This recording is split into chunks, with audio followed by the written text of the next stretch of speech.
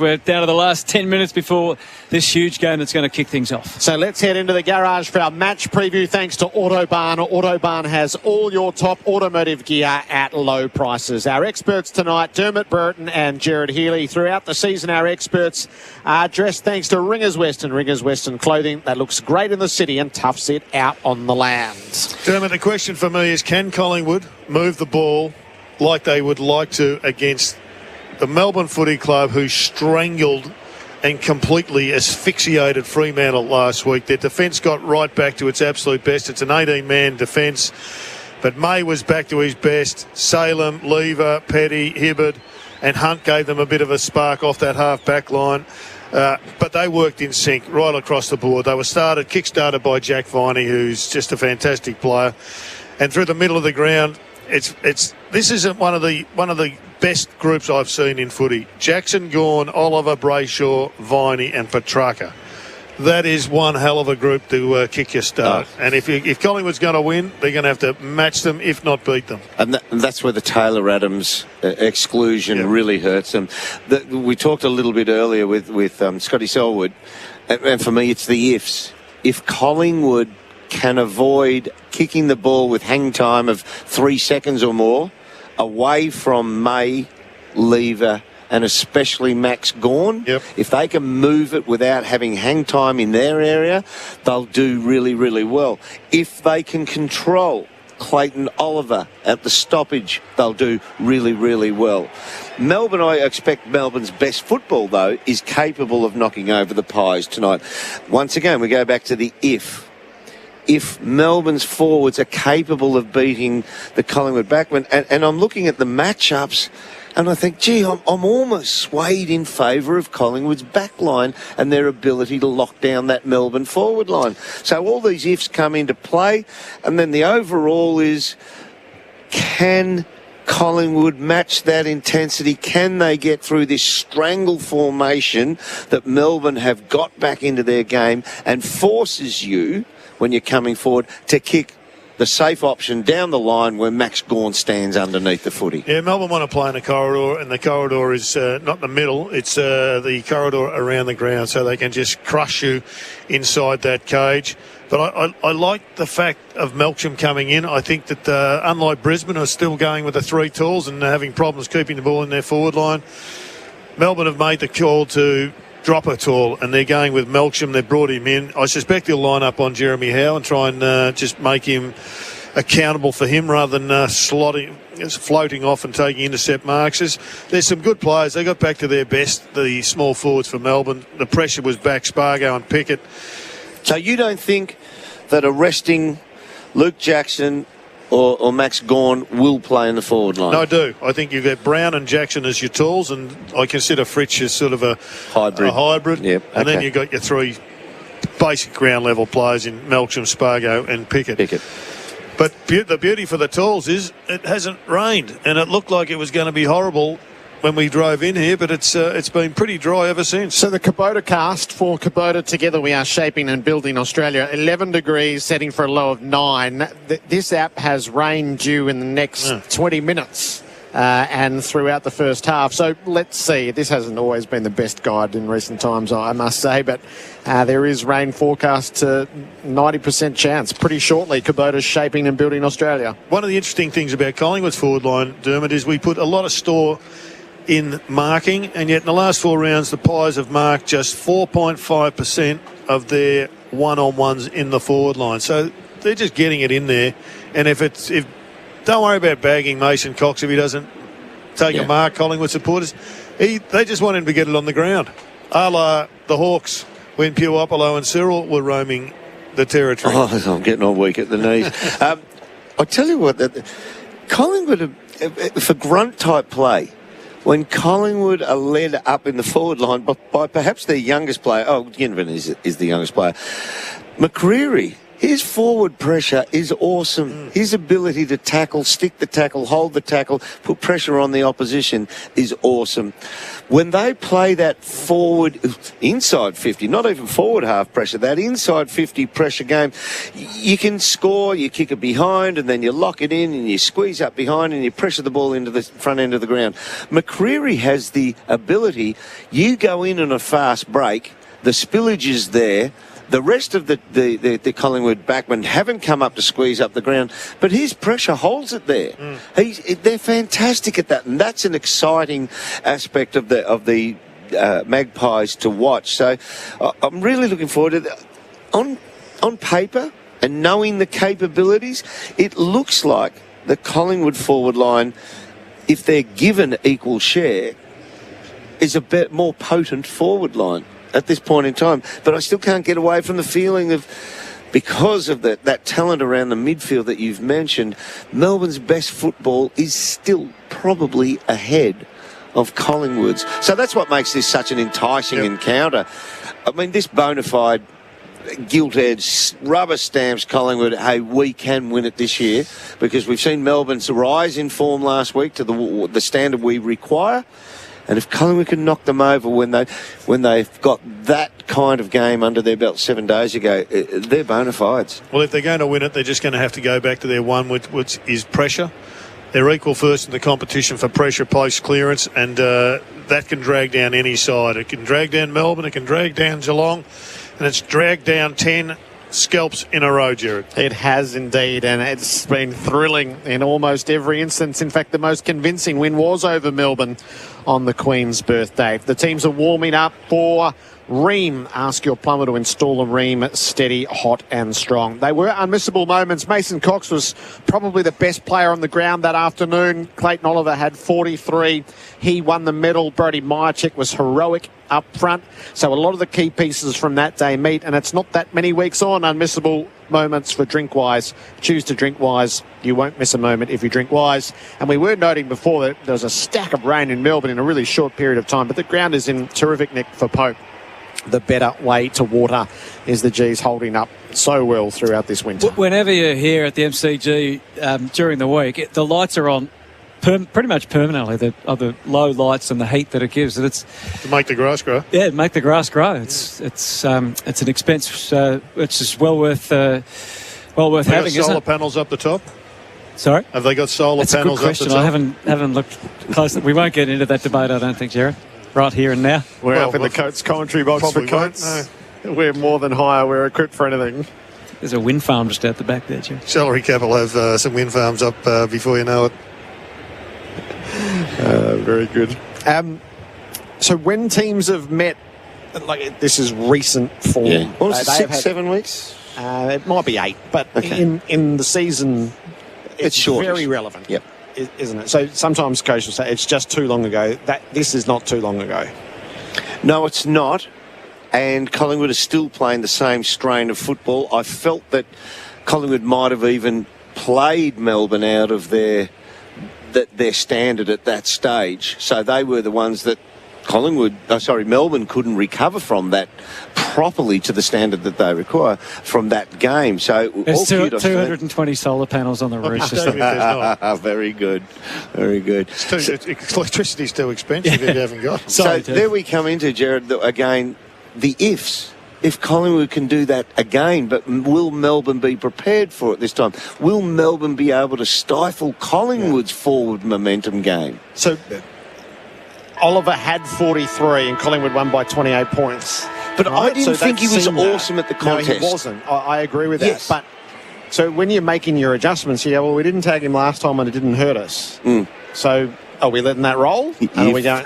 Yeah. So I think that's one of the great ifs. Well, he was tagged last week and successfully tagged. I know he had a lot of tackles, but he had 20 possessions and wasn't a major impact on the game. I thought Aish was a bit stiff not to get more coaches' votes, to be honest. He was in the best three on the ground in my view, but and yet I don't think Melbourne actually voted for him. Yeah, and yet Aish tagged him successfully and seemed to make a big difference in the game earlier in the year when they played. So right about now, I reckon premiership teams in the hunt for a premiership, and they absolutely know, hey, this is on real offer for us this year.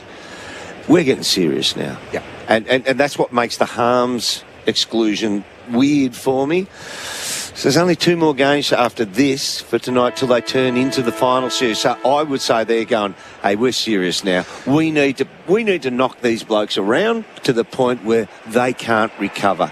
There's a real bit of chest thumping in the last month as you get to viewing the finals. You can hear the crowd here. It's building up. Actually, that full top deck down the punt road end is quite big, isn't it? So I reckon there's some real chest thumping at this part of the season. The final word from our experts for Shaw Unify, your national uniform and workwear experts. I'm looking just to see the continued performance of Hunt across the back line. He's now trying to grab that premiership medallion that he missed out on. It's now or never for him. Good game last week, needs to continue it on. Melksham in exactly the same boat. Can he maintain his role by nullifying a Darcy Moore or a Jeremy Howe across the half-back line, the interceptors? That was all for Autobahn. Top Gear, low prices. Siren sounds on a Friday night to begin round 21. The opening bounce for Tyre Power. Your match day favourites for tyre safety. You're with Anthony Hudson. A smile and a hug for Ed Langdon on the wing from Steel side bottom. They stand 20 metres apart on the wing as opponents as the ball is bounced in the middle. It's tapped down to ground but goes no further than Jordan De Goey had the ball up. Already we're seeing the absence of Taylor Adam. Braden Maynard is in the middle. Great stuff. Well, Cameron just displaced his direct opponent in the ruck, grabbed the footy, then it slipped away from him, picked up by side bottom, flings the hand pass out to the wing. Maynard will get there to go against Oliver. Now Langdon got crashed. Oh, look at him jump all over Langdon. And they have jumped all over him. The crowd let him know their feelings, the Collingwood strong crowd. 4 went in to lay the tackle on him. They had him cold on the ground and 3 piled on top. And as a result, it was a ball up. His emotions are stirred around the MCG early. They have a nice early yell and roar. Luke Jackson in the ruck up against Darcy Cameron, and Cameron's beaten him cold the last 2 hit-outs. Last line of defence for the Magpies, Nathan Murphy on Bailey Fritsch. He got the tap again, Cameron, but again we don't travel too far away from where the umpire got things started. Brayshaw, though, flings the handball and went straight to Crisp, whose left foot kick inserts the Pies. Oh, Stephen May could have taken the mark overhead. He took no chances. He double-fisted it to safety. And the boundary line 30 metres around from Collingwood's goal. We've got a minute 20. No score thus far. That's not the kick they want going into the forward line. He wasn't under that much pressure, and he had May up the ground. So deep forward for the Pies, shallow throw in. Jackson taps it down. Viney spins clear, dumps the kick outside the 50. Maynard propelled himself but missed it. Gawn gets hold of it. Hand passes loosely forward. Cut off by Howe. Shrugged his way through. The give and go with Maynard. Howe kicks to full forward. 3 on 3. The defenders flew with great intent, and Petty and May see it away out of play. And Howe shrugged Melksham off, which is a big win for him. Melksham is going to run with him. It's a tag in the forward line, but he won the first votes. Too much hang time on the 2 kicks that have gone inside 50 for Collingwood. Right forward pocket. Cameron, beautiful to De Goey. Snaps the goal. Artistry in the ruck. And Jordan De Goey inflicts the pain. Collingwood kicked the first. It took 2 minutes on the Tyre Power scoreboard. Your trusted tyre experts. In our little bit of a commentary on what would happen, I've got 11 players who can go through the Collingwood forward line and have potency. That's a midfielder, Jordan De Goey, with potency, who's kicked the goal from stoppage. And I'll tell you what, he was given silver service. Cameron's had an influence. I mean, Cameron is the one that got away from the Sydney Swans that I think they're still shedding tears over. But it's a big pickup. He's played well in finals, Cameron, and he has started particularly well with his hit-outs. That is what you call a hit-out to advantage.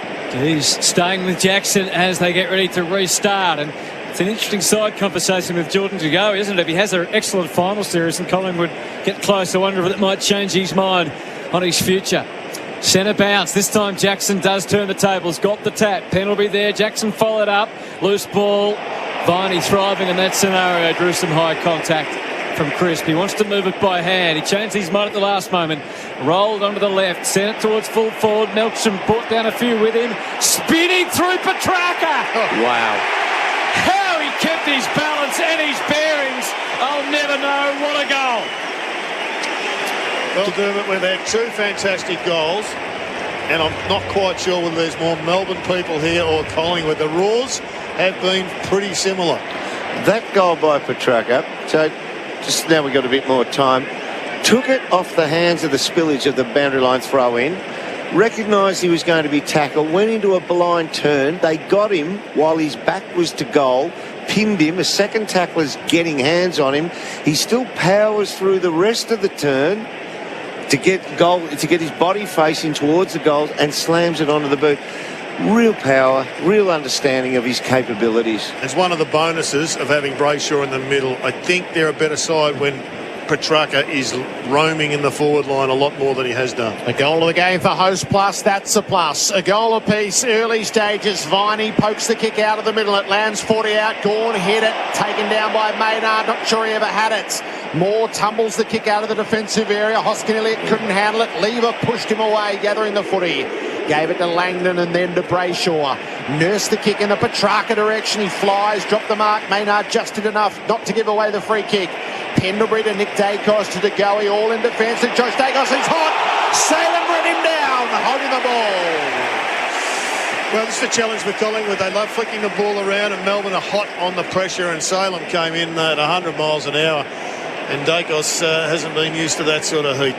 One thing that Melbourne are doing in the setup at the centre bounce, you must have one player, one of your forwards, inside the goal square. They are getting two other forwards literally standing on the chalk of the goal square. So they're having three forwards within 9 metres of their goal, leaving all this space in the forward half of the ground for the other three Melbourne forwards to work in. We don't see enough variation. No, I reckon it's great. Yeah, throw something different in. Christian Salem kicking for his first goal of the season from 48. He launches into it. Great contacts. Through for the major.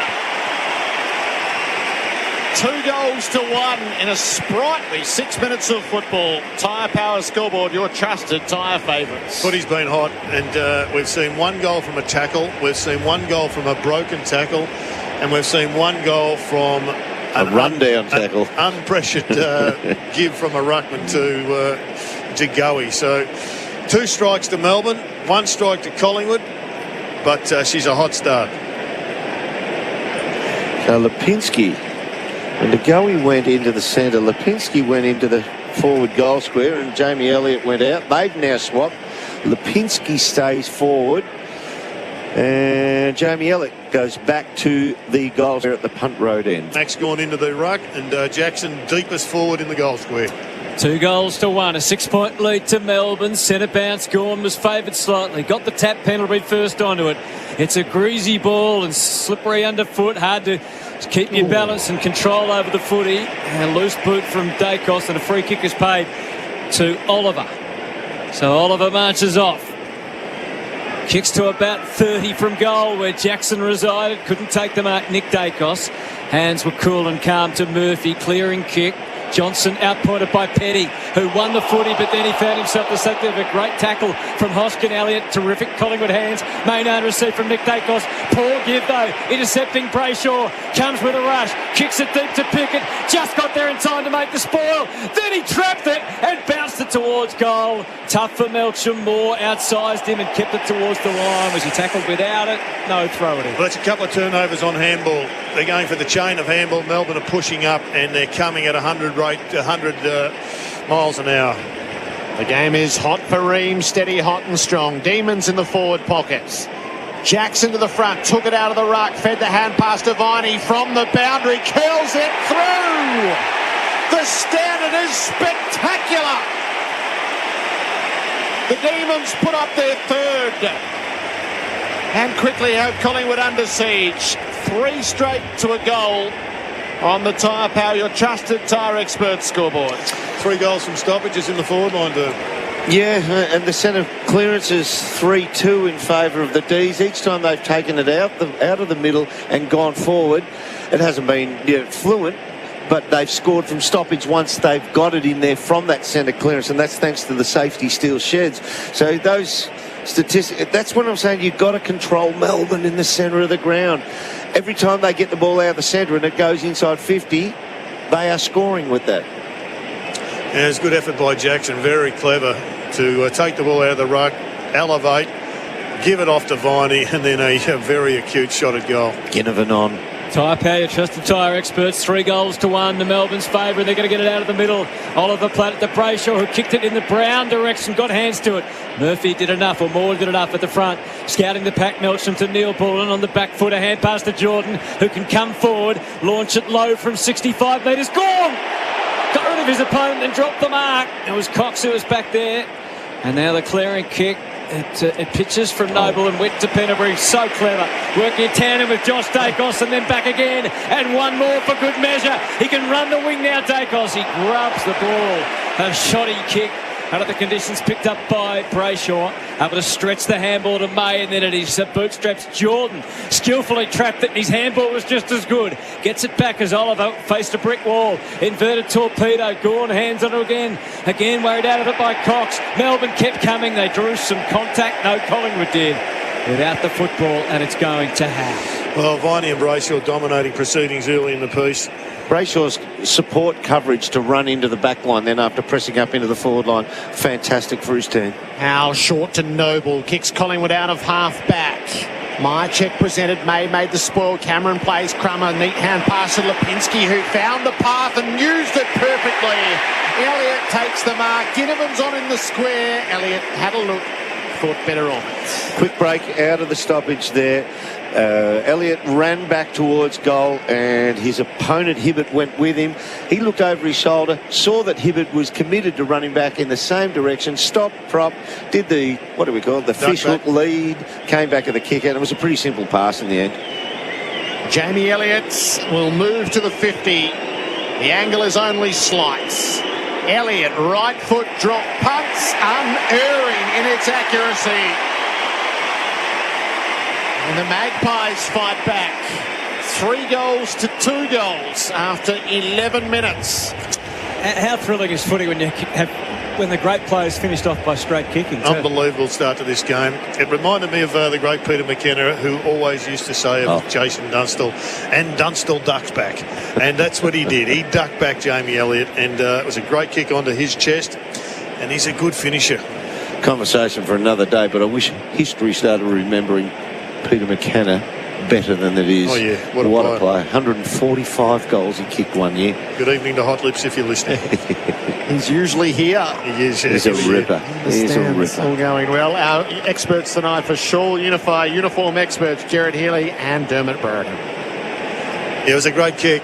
Going into it, Jamie Elliott, he just strolled in front and he took it on the chest. That was a beautiful pass. Cox and Gorn went to work. Brayshaw to Petrarca and out to Langdon on the wing. He's going to be greeted with hoots all night. Neil Bullen's his target. Quaynor did well. Came with the flight. Made the spoil. Nick Dacos not great on the tidy up. Ball was charged down, but it does eventually reach Crisp, who worked it away. Carmichael has the touch. Maybe one hand pass too many. Josh Dacos, who lays the tackle to make sure it doesn't get out. He put plenty on that tackle for Neil Bullen as well. He's just fumbled it a couple of times, Dacos. We're not used to seeing him making mistakes, but this is as hot a footy as he's probably played in. Throw up the ruckman wrestle. Cox prevailed. Smashed it down 15 metres Collingwood way. Gathered by Brayshaw to Langdon. And then to Sparrow and Petrarca, who was balanced as he kicks, but Noble got in front of Spargo. Made the spoil, got a sharp loose ball. Brown handled it well. Back to Spargo. His kick smothered though by Murphy. Not just the flashy things being done well.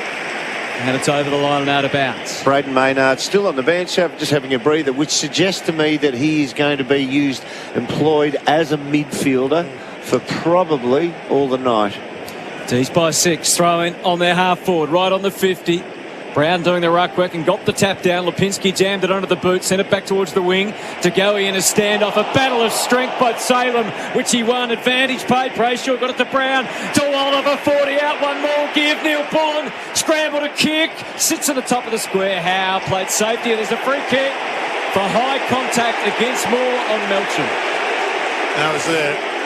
Young Nick Dacos he's first time this year. The kid's awesome. He's been wonderful. He's feeling a bit of heat tonight for the first time I've seen. He's been a bit panicky. He came off his man, came forward to try and intercept the ball, got caught a metre inside the baseline, no man's land. I think a 50-metre paid. If you're going to give one away, you might as well when you're a metre out from the in fact, you get some money for value for money there. Melksham to blast it through to make it 4 straight 24 to 2 straight 12 through 13 minutes of exhilarating football at the MCG. This is Toyota good for footy round, Toyota, and that's good for footy. Well, it's been a good start. Moore hasn't been involved. Howe's had a couple of kicks on Melksham. But when you get back and you get a goal to your name and you're a defensive forward, you are earning your living. But it's hot, this game, and it's hard to imagine if you're listening to the radio, but gee, take it from us, this is as hot a game as I've seen for the year. You know, when you watch a game and you support your teams and they might be in the bottom 4 or out of the 8, and you say, yeah, we love that, and we said, and then you come and see a game like this and you go, whoa, these guys are good. Yep. This is a really high standard game. Melbourne leading the clearances 8-3 for Safety Steel Sheds. The scoreboard 4 goals to 2 in their favour as a result. Jackson flew early. Cox ended up winning the tap. Stacks on underneath. De Goey ripped it clear, then got tackled by Oliver, and that's going to be, well, there's some low contact, the out of zone umpire. So De Goey without hesitation flings it forward. Lever across the front to make the spoil. It's going to be dealt with underneath. Jordan hand passed it away. Lever's hot. He hand passes it over the boundary. He was right there to do so. Throw it in. They keep banging it into that forward line. At the moment, to no avail. I'm going to tell you something that's happening with Nick Dacos at the moment. It's really clever by Melbourne. Boundary throw in for Spitwater, tough and ready. 55 out from the Collingwood goal. Cox plonked himself in front, got it to the back for De Goey. Just lowered the centre of gravity, came charging through, hangs it close to the boundary. Didn't do Johnson any favours, petty spoils. So we know that Nick Dacos, that he likes to be that sixth defender, the drop-off and the outlet player. Neil Bullen's got him. So Neil Bullen is making him be accountable and playing him like a centre-half forward and taking young Dacos to play like a centre-half back, and he's just not managing the situation at the moment. Here they go. Cox to the back, Rivers off the ground outside the defensive 50. Brayshaw hand passed it up. Nick Dacos trying to interfere with it, but Oliver gave it back to Brayshaw over his head, turned it over. Crisp to Noble, plays it out wide to Sidebottom. So Collingwood changed the angle of attack. What's Sidebottom thinking? He runs around Langdon. He lobs it to the teeth of goal. Cox should have got it. He threw one hand at it, and that wasn't enough. Jordan and Petty and Viney and Hunt combine. A hand pass to Viney, who has a little fumble. Arch the back, got caught by Myercheck. Hand passed it away in hope, and it turns over. It does. It's picked up by Crisp on the bounce to Josh Dacos. Skies it to Cox again. Hoskin Elliott flew the pack, didn't take the mark. On his feet first is Lever. Handball towards the boundary line. Was there enough representation of Melbourne? There was. That's safe. Good pressure here, though, by Collingwood's forward line. They're getting multiple entries on this occasion. Got to get it through. To go, he started really well. Our experts for sure, uniform experts. Throw in 15 metres around from Collingwood's goal. Punt road into the stadium. Cox jumped early. Tap down, went from Jackson, though, to Oliver, and then to Jordan, who's having a good quarter. Clears the defensive area. Melksham stayed up long enough to mark. He's being held by Noble. That's a good matchup for Melbourne. Down the line to Gawn swiftly. He should take it just forward of the wing. Then what? He waits. He gets the lead and the clap of the hands ahead, but not good delivery to Spargo. Max Gawn lets himself down and his team by kicking out of bounds on the full. Yeah, they pushed Jeremy Howe over onto Ben Brown, which has released Melksham, and he was on Noble, and he's got Noble covered for size. Yeah, he's capable in the air, isn't he? Yep. Howe with a long switch for Moore. Hand passes to Nick Dacos, and out the southern side now for Quaynor. Running at half back. He sends a piercing pass forward for Sidebottom without hesitation. Hoskin Elliott, it had to land perfectly. There was a lot of interference. All of it was legal. Hibbert spins his way out of defence. Varney takes the mark on the wing and takes off. Tumbles it forward. Awkward bouncing ball. Brown battered on. So clever. Off to Spargo. Kicks for Gawn. Pristine play from Melbourne. Michael Hibbert, take a bow. He's coming off now, Michael Hibbert. He left his man, Jamie Elliott, ran 30 to 40 metres forward of him with a lot of risk, a lot of danger, and got the intercept, spoil, knock on back in his team's favour. Yeah, the kick from Sidebottom set this one up, unfortunately for him. Just didn't hit the target. As Dermot said, Melbourne intercepted, and it was brilliant movement of the footy. 20 metres out, directly in front. Max Gawn ambles in. Oh, no, he missed. Oh, Max, you blotted it. Yeah, he missed to the left. It was all so good in the build-up and blundered at the last. It'll be an Amy Clanger. It's a bit of an old Max against Geelong after the siren about 5 years ago. So Collingwood famous this year for their football speed of ball movement, but right now Melbourne are matching them in their speed of ball movement. I didn't mind how they got the ball out to side bottom, though. That big circumnavigation, they just didn't switch lanes. They went completely from back flank to bring it forward. And the kick out, it was worked out of bounds and then rushed forward now by Carmichael. Langdon will pick it up and he'll be able to run in and away from Lipinski. So the crowd in full voice. His left footer, one-hander. Viney almost reeled it in. 35 metres out from the Melbourne goal at the city end. Noble with work to do. Did it well. Picked it up and flinged it to Maynard. Kicks to equal numbers on the wing, but good pushing and shoving. And he's a strong player, is Petty. And he prevailed in the marking contest. He's going to send it back. And back into the pocket, it'll go to Gawn. And how? If it wasn't Cox, he would have taken a mark of the night. Picked up instead underneath by Melksham. Handball to Gawn. Flings it at goal. It hangs a long time in the air. It gave Ben Brown a belated crack at it. It pitched and went out of bounds in the pocket. Just got to tidy up their kicking, Collingwood. They're under the heat. They've just got to pull it back and not be so precise and perfect because they've had so many of their kicks intercepted. I thought that was a free kick against Ben Brown. He ran back with the flight and interfered with the backman who was facing the incoming ball. Time on of the opening term, knocked back toward the boundary. Demons deep in attack. How a hand pass, nothing more. Actually, it was interesting. So Josh Dacos made contact with him first in the 2-on-1, which is a high-risk strategy. Yep. Because he can get nailed for that straight away. And then the second piece of it, it was role reversal from what we normally see when the ball goes deep into a forward line. The replay for Carsales, everything you ought to know. Gawn gets his hand to it and ended up with it, but his hand pass basically fell off his hand. Josh Dacos suckers it out of play accidentally. The safety still sheds. Angus Brayshaw, 10 possessions in the middle of the ground. 3 kicks only, but 7 handballs, 8 contested possessions. Melbourne by 13 points, and the boundary throw-in is 40 metres out from their goal. Gawn and Cox form up. Gawn taps it down. Petrarca tried to come through with it, couldn't. Cox with the clearing kick. Awkward ball, lands on the wing. May rounds it up. Hand pass inboard for Jackson. Spreads it out to Petty. He's got Salem short, but his eyes are longer. And Gawn is presenting for him, 60 out from goal. Yeah, Mason Cox got to work harder. You just can't let Max run up in front of you and take a chest mark. So nobody stands the mark. Gawn takes the advantages, sets it up to the teeth of goal. Brown's his target. Moore made the spoil. Pendlebury waiting underneath. Calm hand pass to Murphy, who clears the area. Ginnivan forms up with Rivers. Ball gets to the back. Rivers momentarily had his arm over Ginnivan's shoulder in a moment in time because Ginnivan's been paid a free kick. He's paid holding the man. Yep. So first the arm was over the shoulder for Rivers, and then he took hold of him when the long-sleeved antagonist didn't have the ball. I think the siren had sounded and Collingwood had won. It was a mighty roar. Good roar. Roar of the night so far. His first touch. Mike's actually yet to touch the footy. Off to Maynard, and then they progress to the wing. Carmichael lying off Howe, middle of the ground. He'll mark it 25 metres in the clear. Where does he deliver? Off the left boot after he waited. Cox against 2Ds. Yes! A juggler from Mason Cox. It's good mark, that. He hits the ground.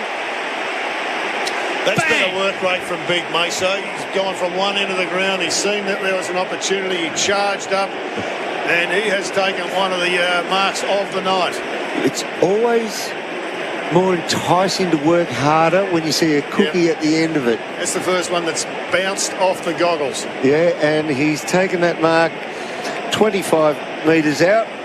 If you can get onto the end of them, you know there's a real reward, don't you? You work that a little bit harder. He clears the goggles. Goals in sight. Well done, Coxie. Puts it through the middle. And Collingwood answers emphatically. They've kicked their third.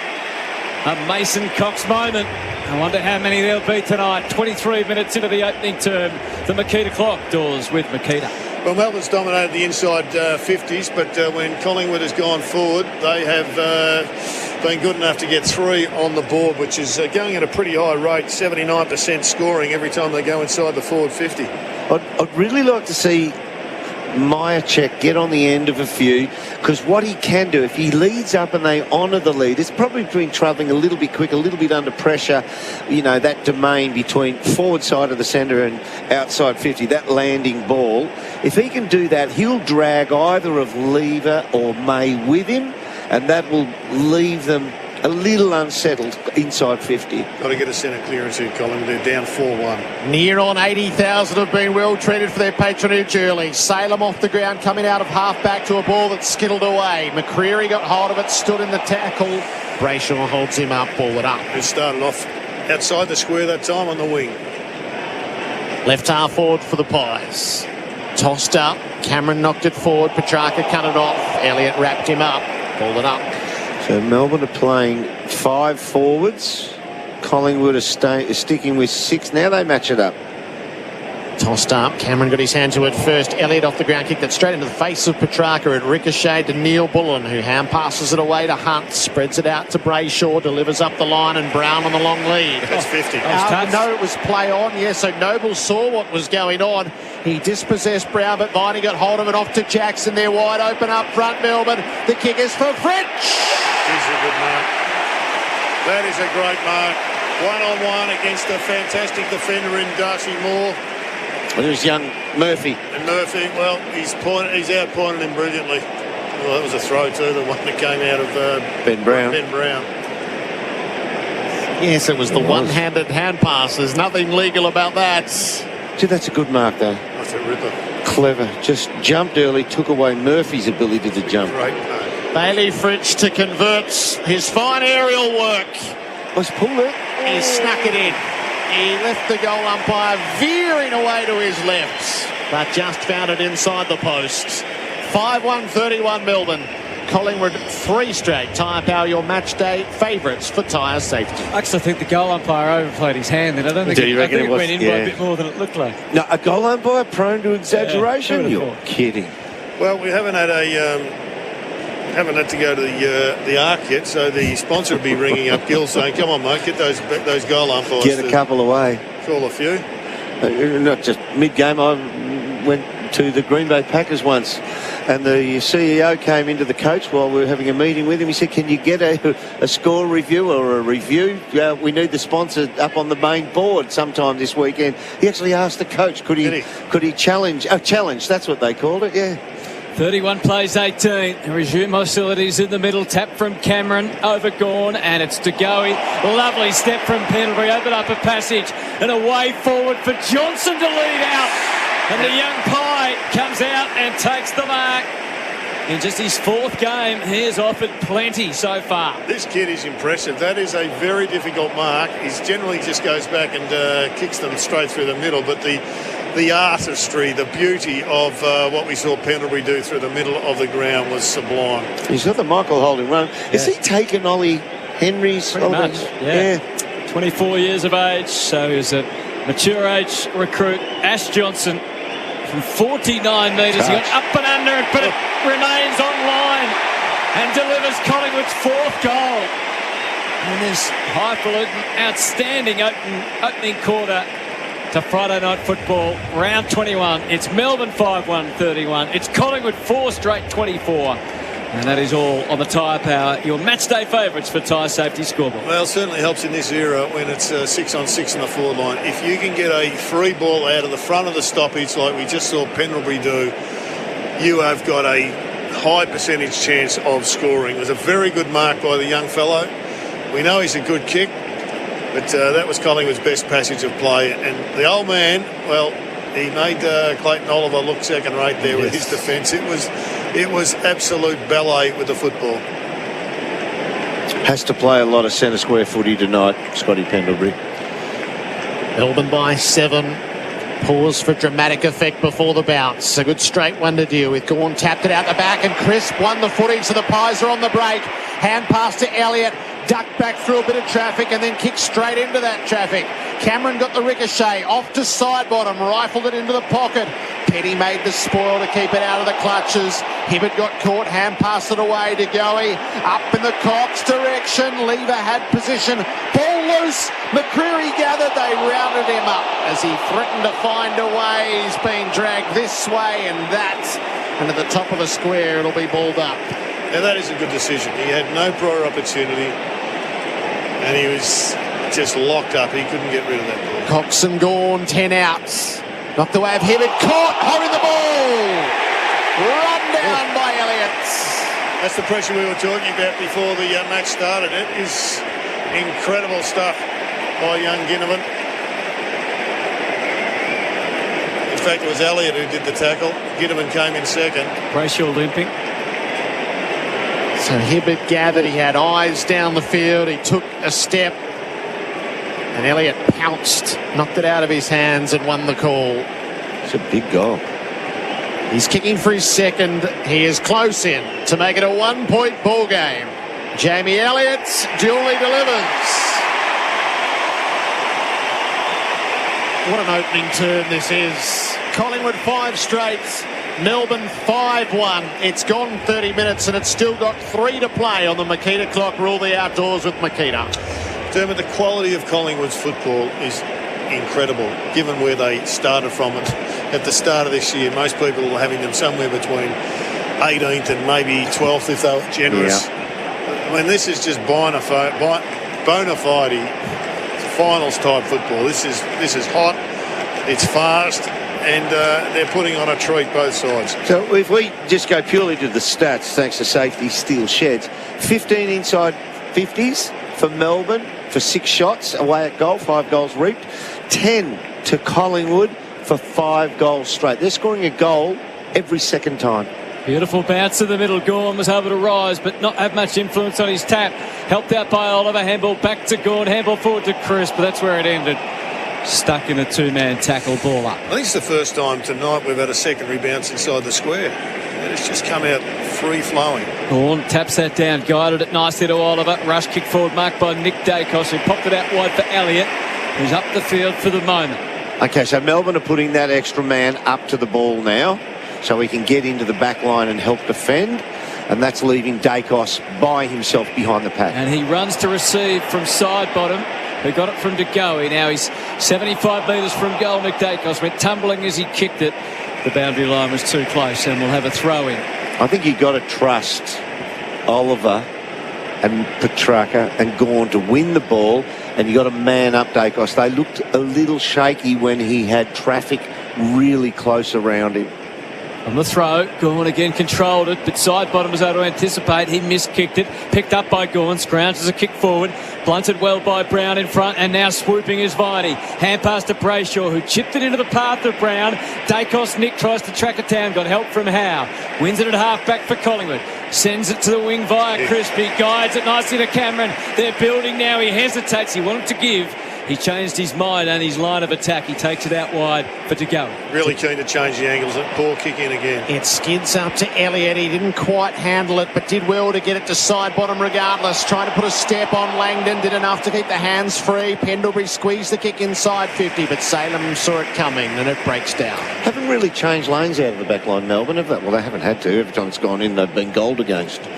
Salem kicks long down the worn wing. Brown put the body into Howe, didn't move him far enough. Petrarca, though, won the crumb. Off to Gawn, blind hand pass forward, and Petrarca is there to gather.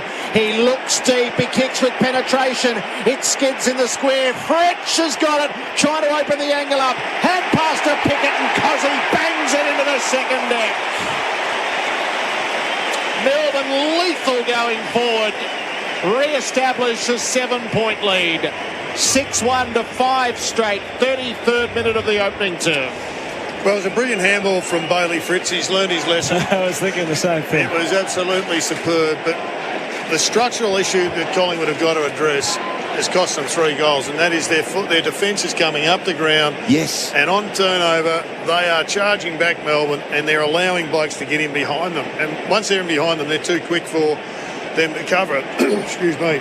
So what's actually happening with that extra defender for Collingwood? It's more often than not Nick Davis. Now, he comes up to 15, 20 metres behind the scrimmage, the pack, which means that every other player is man on man in Melbourne's forward line. Yep.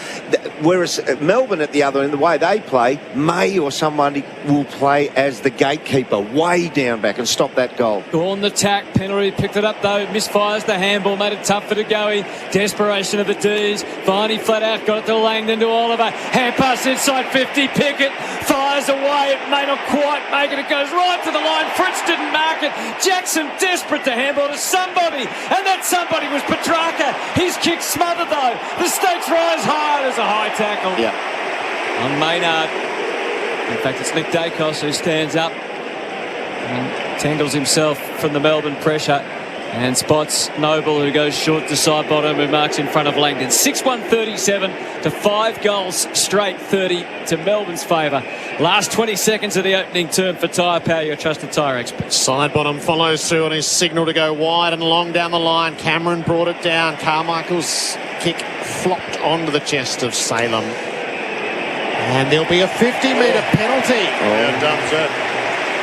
3 seconds to go. Oh, De Goey's put his hands to his head. Did it have anything to do with him? Johnson never stood.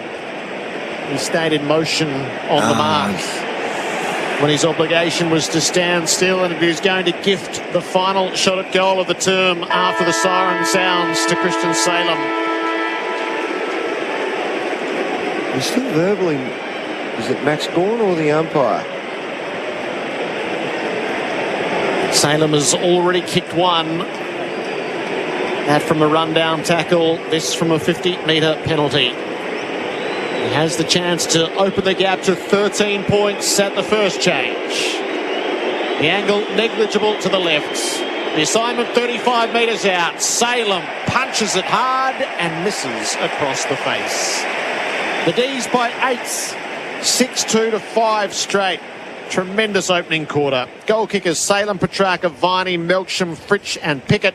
On the other side, Elliott 2, De Goey, Johnson and Cox 1 each. Melbourne 6-2-38 lead Collingwood 5 straight 30 around the grounds for Chemist Warehouse. Great savings every day in the NRL.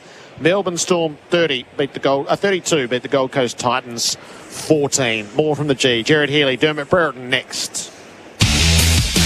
That quarter on AFL Nation was for Tyre Power, your matchday favourites for tyre safety.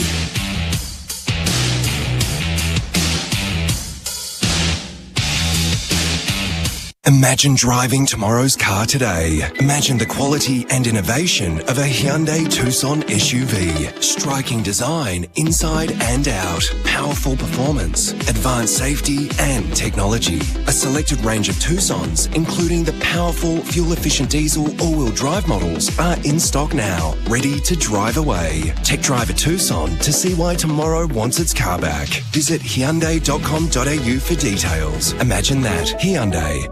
Safety Steel, time to get real. Tim Watson here. Can you remember as a kid painting goals on the side of your dad's shed and shooting for goals day after day? Well, they built them tough back then, just like the sheds from Safety Steel. For prefab steel kit buildings and custom designed sheds that are tough and durable, search Safety Steel. For your dream shed, search Safety Steel. Safety Steel, time to get real. Hi Australia, this is Sam Kerr, Australian football team captain and Chelsea FC footballer. Aussies have voted Mate as having the most satisfied NBN customers in the country in CanStar Blues 2021 Satisfaction Awards. Mate scored 5 stars in 5 categories, beating all its competitors. If you want award-winning Aussie service together with great value internet, then Mate has your back. Search Mate online to find out more. Kane has a carpentry business. His challenge to renew his public liability insurance for less than his old policy. On your marks, get set. Yeah, I just did it. What? Yeah, I went online to BizCover. Took 5 minutes. I compared a bunch of policies. I saved over $250. So, no dramas? No dramas at all. There are literally no dramas when you go to BizCover, the business insurance specialists. Save time, money, and get instant cover at bizcover.com.au. Looking for a flooring solution to suit your lifestyle? The Abode Hybrid Collection is both stylish and resistant to spills, stains, scuffs and water. Abode is available in a wide range of beautiful natural timber colours and styles, and its quality and ease of installation make it the perfect choice for busy households. Abode is only available from Choices Flooring, so visit your nearest Choices Flooring store or head to choicesflooring.com.au to see why Abode is the perfect choice for your lifestyle. From first-time browsing to big-time arousing, Sexyland is all about fun. We have Australia's biggest range of sexy costumes, couples' toys, fun gifts and games for adults. And our team of fun specialists are always here to help in-store and online. Sexyland 11 stores open 7 days until midnight in Melbourne and Geelong, or shop online and get 2-hour delivery. Take me now, I'm coming. Take me now, Sexyland. If you're a driver, rider, pedestrian or bystander and been injured in a road accident, you could be entitled to compensation. Arnold, Thomas and Becker can advise on all your entitlements, which could be in the hundreds of thousands of dollars and is in addition to what is provided by the TAC. Talk directly to an Arnold, Thomas and Becker lawyer and start your claim today. Arnold, Thomas and Becker Lawyers, securing compensation for Victorians for over 50 years. And if there's no win, there's no fee.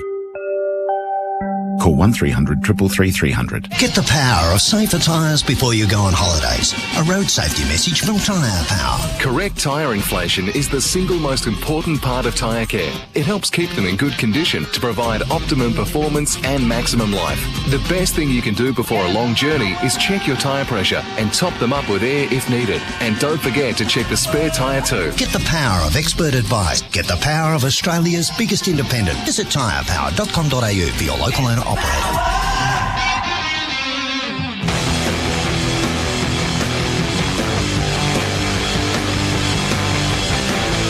You're listening to the 2022 Premiership season on AFL Nation for Beaumont Tiles. Hybrid flooring in store now.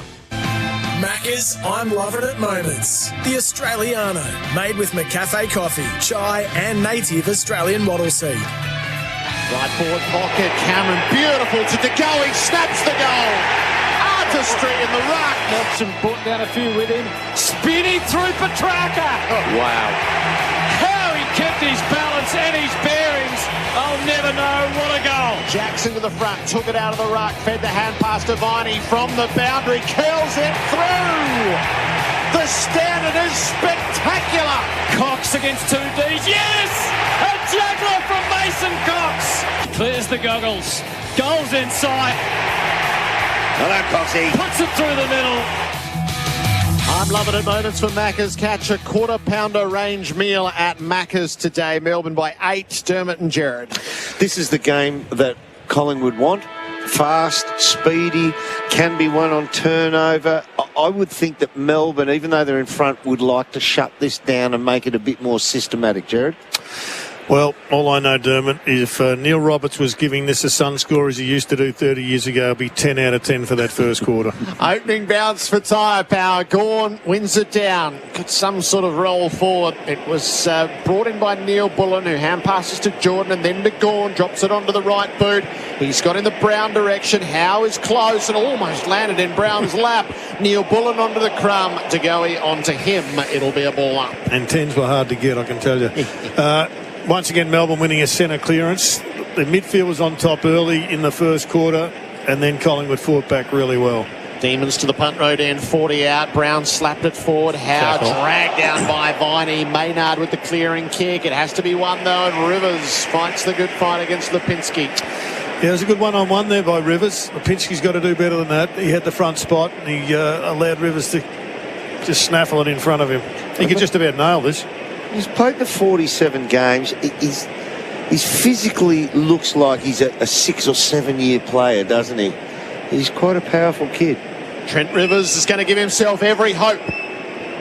Through centre half forward, Rivers veers right, gives it the lots, hangs it to the square. It won't quite score. Cox helps it on its way out of bounds for a throw in 4 around from the behind post. Yeah, we see so often guys go around the corner. They're trying to kick the ball hard. He just kicked it high. He just didn't get momentum through the ball, so didn't give himself much chance. Poor technique that time. Melbourne by 8. On the move around the stoppage, Brown pushed out of it and picked up by Nick Dacos. Got it across to Maynard, who slaps it out wide towards the wing. It spins on an end and sits up for Jordan. All he could do was get a handball. Neat touch from Spargo to Lever, and they work the hands well. Sparrow back to Spargo. Little limp left foot kick is okay for Neil Bullen. Maynard closed. Viney picked it up and was trapped immediately in a tackle by Crisp. That's a great tackle. That's holding the ball. I know it would seem a little sharp, but he went to step him. You couldn't last the whole year commentating next to Jared with that philosophy, Derv. Too sharp for mine. Melbourne, what they do better than anybody else right now. Look, he's need him in the nurries. Has taken Gawn down, put the knee up, and Gawn either was hit where Doom said or a little higher. Oh, I think he got him, mate, where it hurts really bad. He's up now. Oh, he's rubbing the tummy area. Oh, hang on. No, he got him in the tummy. Into the pocket. Brown is there. Fritz got hands to it, leading up, picked up by Maynard. Onto the boot, quick, smart. They form up again, and Gawn just had enough air to go up and take the mark and send it back into the forward line again. Here he goes. Again, the kick tails off into the pocket. Does anyone want to mark? No one from Melbourne did. And then Murphy dropped it. Swooping was Petrarca. And he just curled it a fraction too much. And it goes through 4 behind. 6-3, 39 to 5 straight 30. And the Pies quickly bring it back in and travel that southern side. Moore and Nick Dacos combine. Sidebottom had the sit, but he dropped the mark and left it there for Langdon as a result. He didn't waste it either. Put it onto the chest of Melksham in the right forward pocket. Everyone points to the big sticks to have a pick. Well, it was a good contested ball, that particular one. Sidebottom had the advantage, but the one-trick pony out-bustled him. You know what Sidebottom didn't do? I mean, he's very capable overhead. He put no knee into Langdon, and he needed to do that to shift him under the ball. He was a little bit gentle on him. And he was shy after Mason Cox's effort. Jake Melksham comes on the J curve. He hit that particularly high and watched it float away across the face of goal. It's a minor. They're up by 10, Melbourne, on the McDonald's scoreboard. Catch a quarter-pounder at Macca's. The Mason Cox one will be interesting whether they look at that particular one. I think it's just a clumsy bloke who doesn't really know the game. Yeah, that will be his plea. He flies now on the way out from the Howe kick. He whacked him. He did well to slow Oliver down, who handballed in desperation. Coming up to trap it is Murphy. Again onto the boot. It slews off and about into row 3. He's just had a couple of bad moments, Murphy. It's a pretty hot game, this one. He's only an inexperienced player. He's got a big job against Brown. He's just hacked that ball and fumbled it a couple of times. 40-30 in favour of the D's as Lever considers. Goes back to that pocket. They're busy there at the moment. Cox got a hand to it. Picked up by Petrarca. Handball to Oliver. Wobbles it back to 20 metres out from goal. Langdon. Crunching bodies and uncontested end. Langdon has taken the mark. One thing that is happening right now, you see the players going to Max Gawn. He's having an effect here. He's marking the ball in the air. He's dragging Collingwood tall backman towards him. Hence, you've got blokes in the middle of the ground contending for aerial ball with no key Collingwood backman in the area because they're worried about Gawn down the line or Gawn pushing forward. Great judgment from Ed Langdon. He'll have the last laugh here. 30 metres out from goal. He puts it through. And the Melbourne fans find their voice in support of Ed Langdon. And the D's get out to a 16-point lead. He hasn't been a big goal kicker this year. He's kicked 8. He kicked more last year from memory, but that's a very important one. And it's now 7-4, 46 to 5 straight 30. 6 minutes into the second term. He did kick one early that was a very early contender for goal of the year. Yep. Probably dropped off a bit since then, but a good start here by Melbourne. They've got a pretty handy lead now, 16 points. It's over to the Pies. Darcy Cameron steps back into the middle. Coxie goes forward. Gawn had a bit of a say in that. He dragged a lot of traffic over into that members stand side pocket at the Punt Road end and left some favourable matchups for the D's closer into the goal face. Gawn's running hot for more than 80 years manufacturing in Australia. 16 points is as far as it's been. Jackson with a clean take in the middle. Hand pass to Brayshaw. Melbourne forward again. Gawn to the front. Too tall for Howe. Well, this has worked a treat. Jackson gets the head out to Brayshaw. I mean, this is all experimental stuff. Brayshaw goes into the middle. Max is now the second tall forward. They've rejigged. They haven't quite worked out what they want to do with the tools, and this experiment with Max and Jackson is proving pretty fruitful right now. With Ben Brown on the bench, I think Max was more than the second tall there. He was the one and only. Yeah. Player of the day, visit mildura.com.au. Now, Gawn has developed a kink in his kicking. Can he sort that out? He'll come through the 50. He stays on a straight line, kicks through way out to the right. He's got the yips badly with his set shot kicking. The rest of his game is in order. 17-point margin for McDonald's. Catch him at quarter pounder at Macca's. Instant plan from Dacos. He runs, he handballs to Moore, who turns it straight back over. A tumbling Brayshaw to Langdon, who's just a bit too severe on the imaginative kick into the pocket, and it goes over Melksham's head. Too many turnovers at about the 45 to 50 metre mark for Collingwood. They've got to work out that Melbourne are pressing up. Dacos not prepared to risk the switch. Keeps it along that southern wing line. Cox came late, didn't actually fly in the end because Cameron was front and centre for the Pies. No mark. He's laid out now, Cameron. Is the umpire? No, the umpire doesn't judge that he dragged it in. It's a baller. Which doesn't mean you have to go long, but you've got to switch. And I think coming in they would have said, let's switch more. Let's get Melbourne moving. He's by 17. Petrarca came through the contest, got it away from Drago. He got a hand pass which is picked up by Oliver. Close to the line. He just managed to manufacture something back to Brayshaw. Hooks the kick in and beautifully judged. Matched by courage as Maynard took the mark. He's going to send it back along that wing again, where they've got an outnumber against them, the Pies, and it's an easy mark to Langdon. He shovels the hand pass out the back to Salem and around to Petty and back to Salem.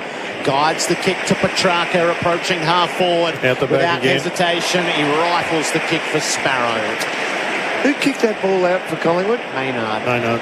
It's a seriously dumb kick. They were outnumbered. There was a +2 in Melbourne's favour down the line, and Maynard kicked it to them. Inside 50s in this term, 10-0. Wow. Thanks to Safety Steel Sheds, Jared. Thank you, Safety. 17 points and growing.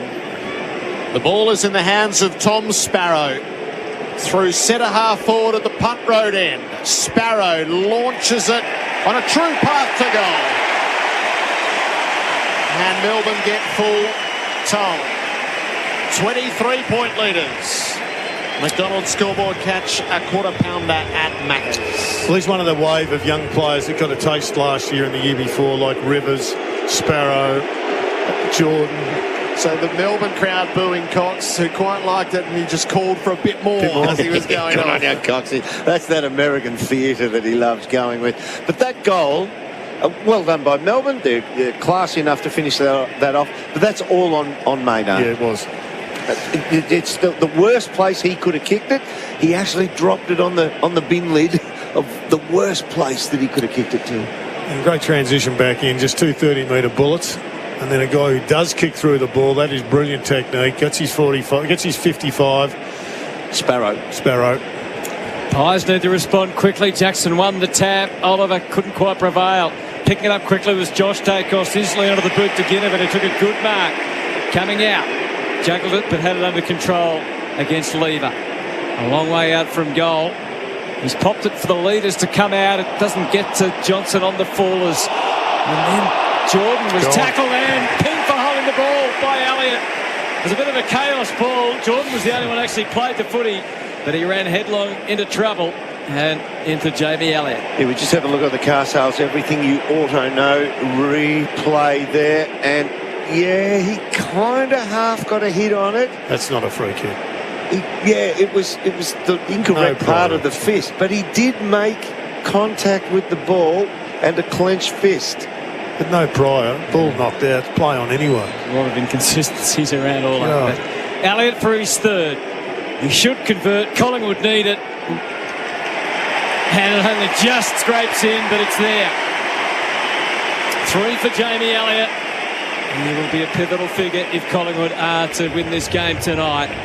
He already is. 8-5-53 to 6 straight 36. I mean, that was a densely populated forward line when Ginnivan kicked it in there. It wasn't a great kick, but they got away with it. They just look dangerous because of the pressure that they can put on some of those Melbourne defenders. Well, that's that point at the start of the game. They've only taken 4.5% of their one-on-one contests. Ball hits the deck. Collingwood. They don't have to rely on marking. I mean, we've seen Mason Cox take one.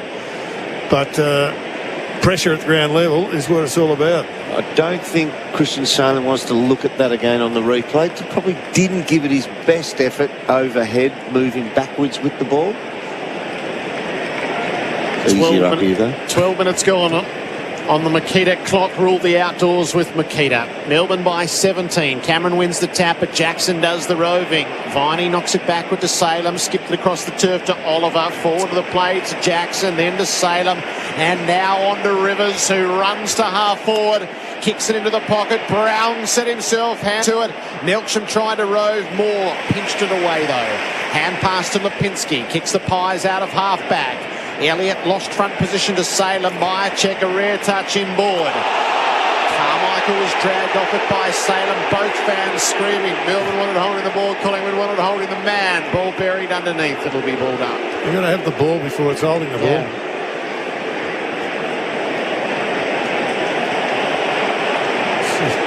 Had it in his hands for a moment. Tackle drop, but I suppose Melbourne fans would argue that's what happened moments ago at the other end when Jordan got nailed by Elliott. Cameron took it out of the ruck, dragged the ground by Jackson. So again, Dacos 25 metres off the ball to the defensive side.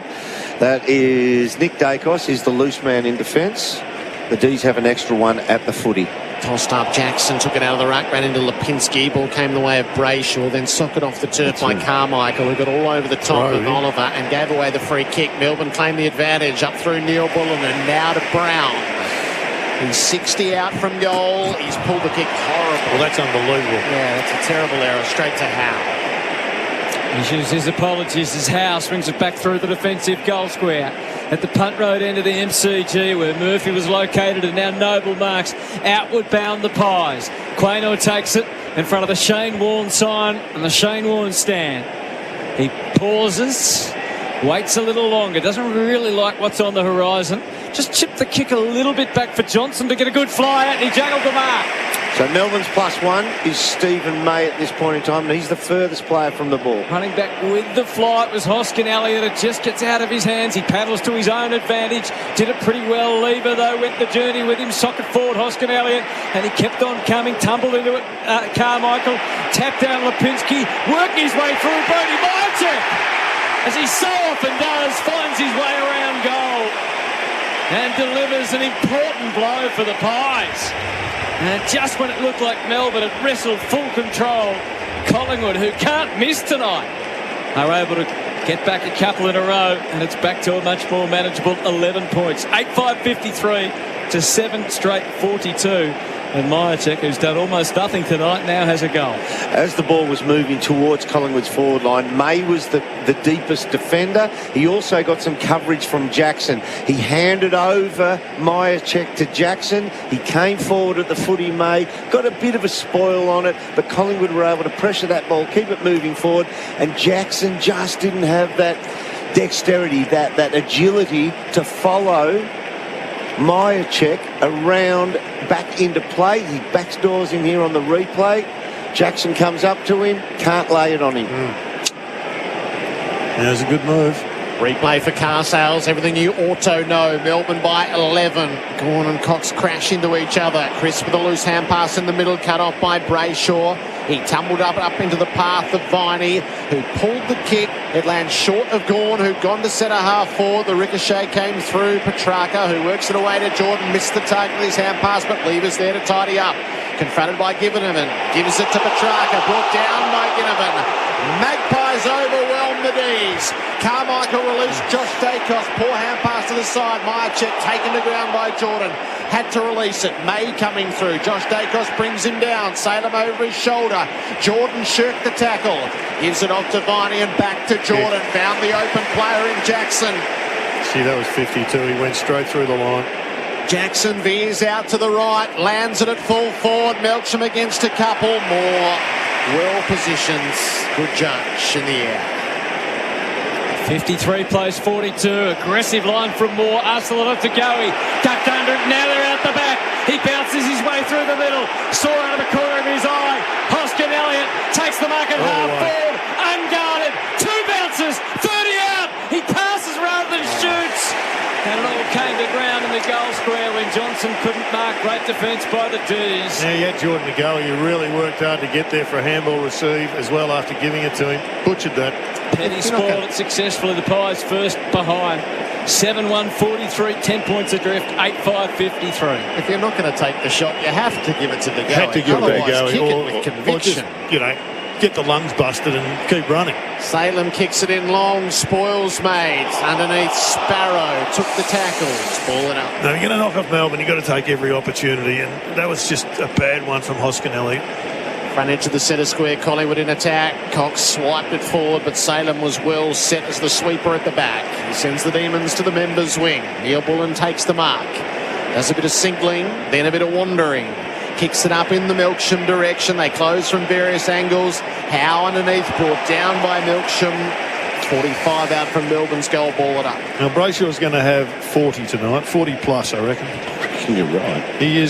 He started hot, and he's a bit like Ream. He's staying hotter. Steady, hot and strong. Jackson underneath. Cox off the ground. Brayshaw another. Hand pass to Petrarca. Got it onto the boot. Fashioned out a kick. Murphy left it there. More danger. Pick it off the ground. Crisp does the body work. Who can get back onto the footy? Crisp it okay. He got there and shoveled it toward the boundary. Nathan Murphy is playing nervous tonight. I mean, that was just a chest mark gone to ground. He's just, they're inside his head, the nerves. Throw in is a little shallow. Cox came bounding through, got the tap down. It eludes Jordan and goes back over and out. 40 metres around from goal now. 7-1-43 Collingwood. Melbourne 8-5-53 attacking. McDonald's catch a quarter pounder at Macca's scoreboard. We've got two spare here, Melbourne, guarding the defence. Cox got the tap clearly, but it went straight to Jordan. He flings the handball straight back over the line and out of bounds. I think he was trying to find Pickett. You reckon? I reckon he's happy for another stoppage here.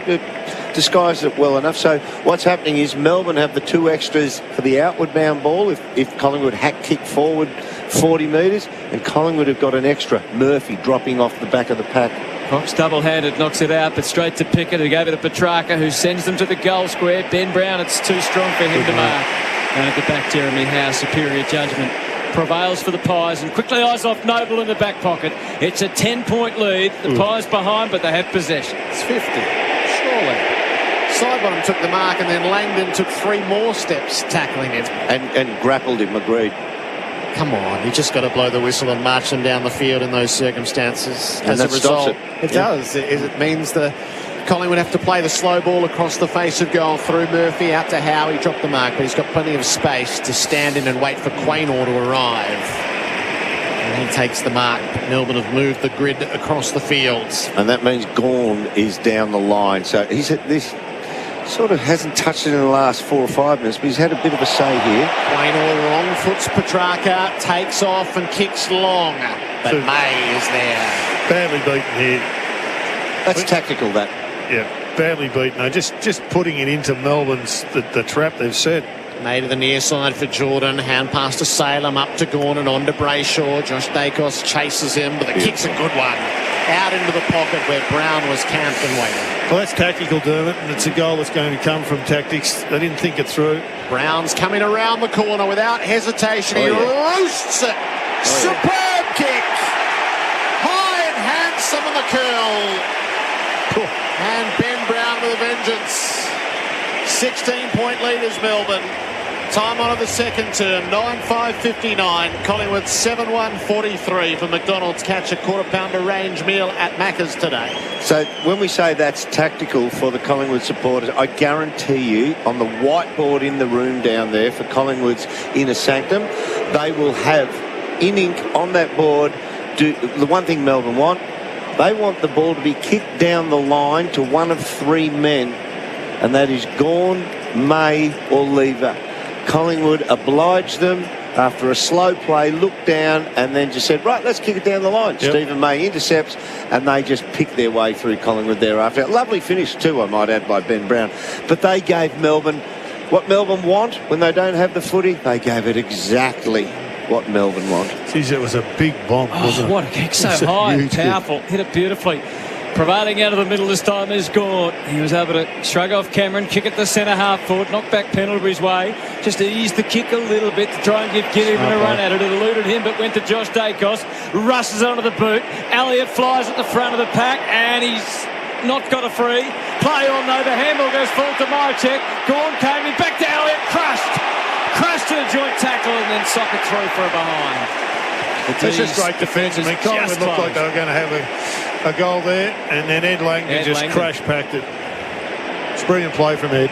15-point margin. Kick came the way of Salem. Now to Petrarca, 50 out from defensive goal. Drops it onto the right boot, takes the territory down the line. Brown presents, had separation on Howe and took the mark. Hard to believe this bloke was given away by the Kangaroos. And Brown sets it up to half forward. Viney and Fritsch with the flyers. Quaynor repelled, and Nick Dacos plays Crummer. Hand pass to De Goey. Out the far side for Lipinski. So they've switched the angles. They need some running support. Side bottom is that. Nick Dacos is working overtime to try to get into the play, and Myercheck on the long lead. Takes the mark, taken to ground by Petty. Gawn, Lever and May. 45, 50 and 55 metres down the line away from this kick. They've got to change the angle going in here. So backwards and sideways to Maynard. He's going to stay out the far side as he wanders away and kicks in the Johnson direction. He took the early fly. Ben Brown working in defence. Now hand pass. Well, Neil Bullen got caught with the ball by Lipinski, and so did Hunt. Neither was whistled holding the ball. Dear me. Yeah, Neil Bullen held the ball up to keep his arm free to handball. That's considered prior. They nabbed him. The daily double, and neither got paid out on. Oliver brings it out of defence. Off to Petrarca. High on the way out. Viney kept it away from Howe. Nick Dacos underneath. He probably threw it. Yeah. It got dragged off. And then a 50. This is going to turn them on. They're going to feel crook about this. Oh, somebody will get throttled in the crowd soon. Stiffed at one end. Shot and then coming Melbourne from the get other. all the benefits at the other. And Fritsch is signalling his intention to take the shots. Oh, that's hot. That's real hot. You don't know whose free kick that is in that heat. It's not typically how it's adjudicated. Right. Similar to the yesterday Collingwood one that wasn't paid. Bailey Fritsch from 50 metres out made great contacts. Salt into the wound. And a margin that stands at 21 points as a result. And while Magpie fans, I think, always believe that they're getting battered by the men in charge, the whistleblowers have done them in on this occasion. Yeah, it's been interesting. A couple of those hot holding the balls have been paid, and a couple haven't been paid, but ultimately it gets down to Fritsch, and he is just a magnificent shot at goal, Fritsch, and he's done it again and still doing it unruffled. Brayshaw's dropped off. He hasn't had a possession in the last minute. He's up to 30, he's up to 19. But it's fine lines, Dermot, between, that's a 2-goal turnaround. Centre bounce, 10-5, 65 to 7-2, 44. Gawn the tap, and Melbourne will get first look. Viney was able to avoid the to-go-y tackle. Sparrow lost his balance, then regained it. Back to Viney, kicks towards Gawn. Scott forward again, he takes the mark, 55 out. Jackson in the goal square, Brown's in the pocket. Kicks just popped up. Here's Brown and Pickett both flying. Oliver arrived at the right time, ran straight into heavy traffic. Hand pass to Fritsch, he had Jordan on hand. Left foot kick was out of bounds on the foot. Well, out of jail there, Cameron, because Max charged forward. He didn't. He was hands on the hips trying to recover. I thought that was Max's pet position to shoot at goal. He'd a kick from 51, 52 on the bend. Murphy bangs away, and Gawn again in a similar position. About 70 out though, so he centres it, squares it well enough, and it's marked by Rivers. Centre half forward for Melbourne. Goes slightly off the line for Brown to come at, but it was well read on the way in by Moore, who takes the defensive mark. 10-5, 65 to 7-2, 44. D's running hot for Ream, over 80 years manufacturing in Australia. Well, looking at this, I know both Cox and Cameron are fighting manfully, but there's a spot for Grundy. More across the face of goal to Murphy. Ginnivan was pushed forward in the pack. No free kick. Hoskin Elliott tumbles it forward to the play. It should work. Elliott is onto it. There's not much ahead, so he holds up and then kicks it out on the full as he was trying to sag the pass to Myercheck. Right decision, just not the right execution. Had he gone long, Hibbert had peeled off. They had numbers at the ball, so Hibbert just ran goal side and he'd have mopped up any long kick going inside 50. They've lost the game they want to play here, the Magpies. They've been forced into stodgy football coming out of defence. Salem out of half-back at the restart. Brown presents. He couldn't quite hang on to the mark. Gawn is fighting the fight underneath. Crisp gathers, runs into the tackle of Viney, released it to Hoskin Elliott. Dropped the kick down the line. It was relatively well played by Myercheck to slap it to the boundary and reset at a stoppage near right half forwards.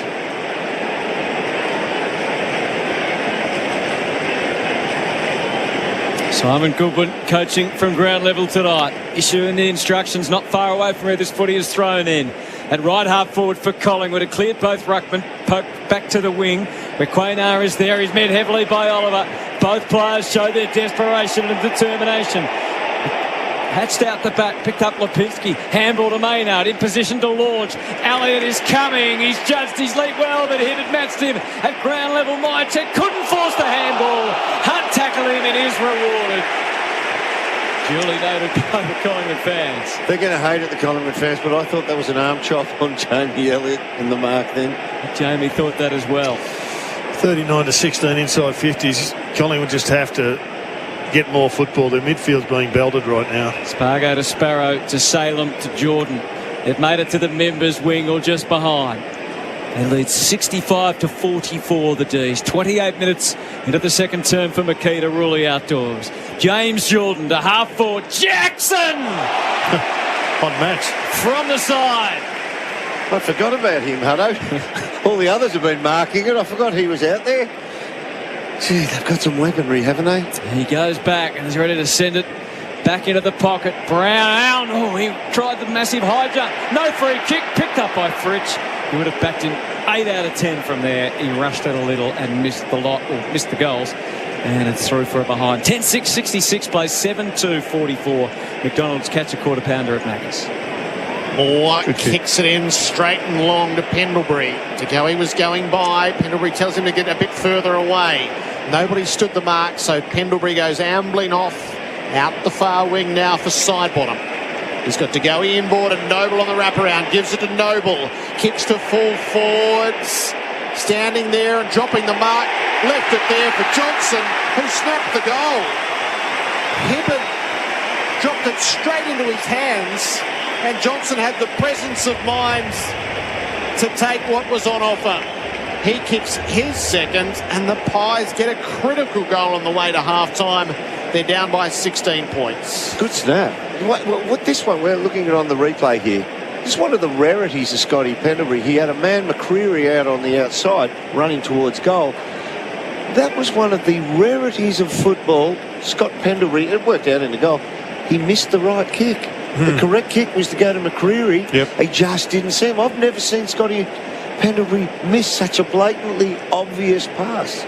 But all's end well that ends well, and they've laboured their way to another goal. They just got to hang in here, the Magpies. Just 38 seconds to negotiate. Just make sure Max and Clary don't get it forward here. Experts for sure. Uniform expert. It is edged forward by the D's to centre half forward. Spargo held it on. Petrarca. He passes rather than shoots. And it slides. Oh, it's just kept in marginally by Fritz. Jackson gets a shot at it. Top of the square. Oh. Pickett will light. Oh, he tried to light up the MCG and he just slightly missed time.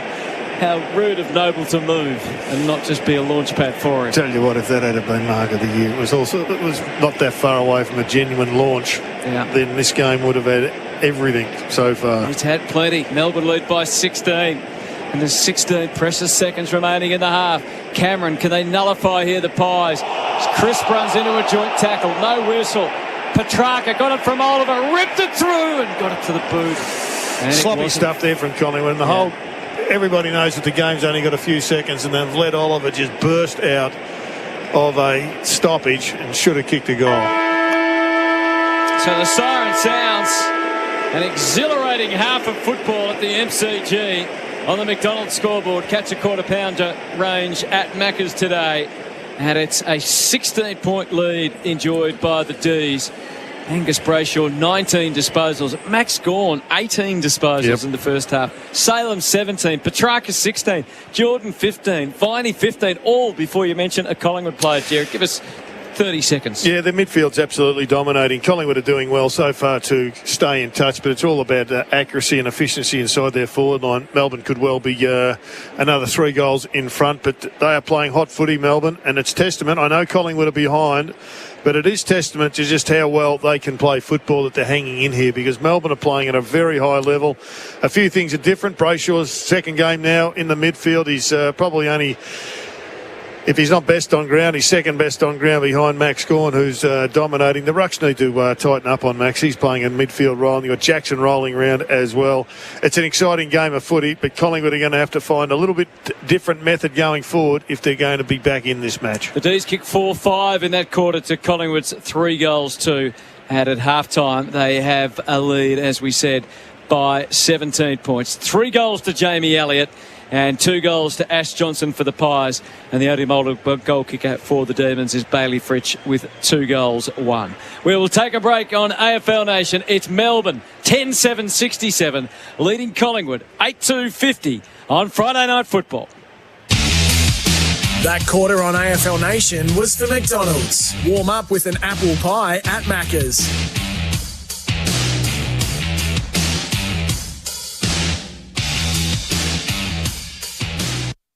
Jetfire heaters from the makers of trusted Australian brand Spitwater are highly efficient, robust and very portable. Industrial, LPG and diesel-fired space heaters. Jetfire heaters come with a fully automatic safe ignition, providing instant reliable heat and are Australian Gas Association approved to the latest safety standards. With distribution, sales and service centres located in Brisbane, Sydney, Albury, Melbourne, Adelaide and Perth, and authorised dealers in all major centres throughout Australia. Call 1-800-SPITWATER now or visit spitwater.com.au today. Want an internet provider with the most satisfied customers?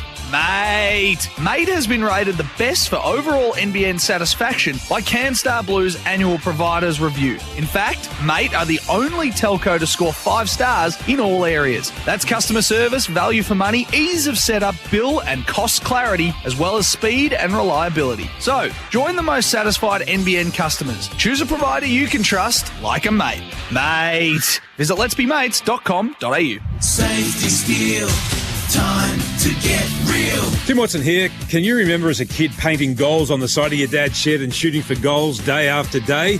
Well, they built them tough back then, just like the sheds from Safety Steel. For prefab, steel kit buildings and custom designed sheds that are tough and durable, search Safety Steel. For your dream shed, search Safety Steel. Safety skill, time to get real. Get the power of safer tyres before you go on holidays. A road safety message from Tyre Power. Having out-of-balance tyres causes uneven tread wear and an uncomfortable ride. You'll also cop excess wear on your suspension and other parts of your vehicle. If you experience severe vibration while driving, especially highway speeds, get your tyres dynamically balanced at your local Tyre Power store straight away. Get the power of expert advice. Get the power of Australia's biggest independent. Tyre Power. Get the power! If you've come home to find your property has been damaged, call 131 444. If you've had something stolen from your car, call 131 444. If you've lost something or found something valuable, call 131 444. If you want to register a party or let us know you're going away on holiday, call 131 444. So save 131 444 to your phone for when you need the police but not the sirens. For more information and for online reporting, visit police.vic.gov.au. Authorised by the Victorian Government, Melbourne. Bring some excitement to game day with Big Screen Video, Australia's digital display experts. We're giving 10 lucky sports clubs the chance to win a $10,000 grant towards their own LED scoreboard. Register now at iCanWin.com.au/BSB. T&Cs apply. See website for details. Want to win free barista-made coffee for an entire year? That's a lot of lattes? Just buy a McCafe coffee on the My Maccas app for your chance to win. There are 25 winners every day. But hurry, limited time only. Ends 30th of the 8th, 22. Visit mcdonalds.com.au/coffeecom for full terms. Here's another Melbourne Storm player profile. Storm captain Jesse Bromwich is closing in on 300 NRL games, a huge milestone for one of the most consistent forwards in the competition. Without an NRL contract when he first moved to Melbourne, Jesse debuted for Storm against the Sharks in 2010 and has amassed an impressive career as one of the NRL's elite middle forwards. Born in Auckland, New Zealand, Jesse played his junior footy with the Manurewa Marlins and is very proud to have played several seasons alongside his younger brother Kenny in Melbourne's purple jersey. The brothers are also part of the New Zealand Test team, with Jesse, the current Kiwis captain, looking forward to doing the job at the end of season World Cup. Bromwich has also been a part of the Storm Premiership winning sides in 2012, 17 and 20, plus 2 World Cup Challenge wins, as well as earning the Dally M Prop of the Year award in 2016. He's now the father of 4 children after the birth of his first daughter in February. Ride the Storm in 2022. Head to melbournestorm.com.au to become a member or buy tickets for our next home game.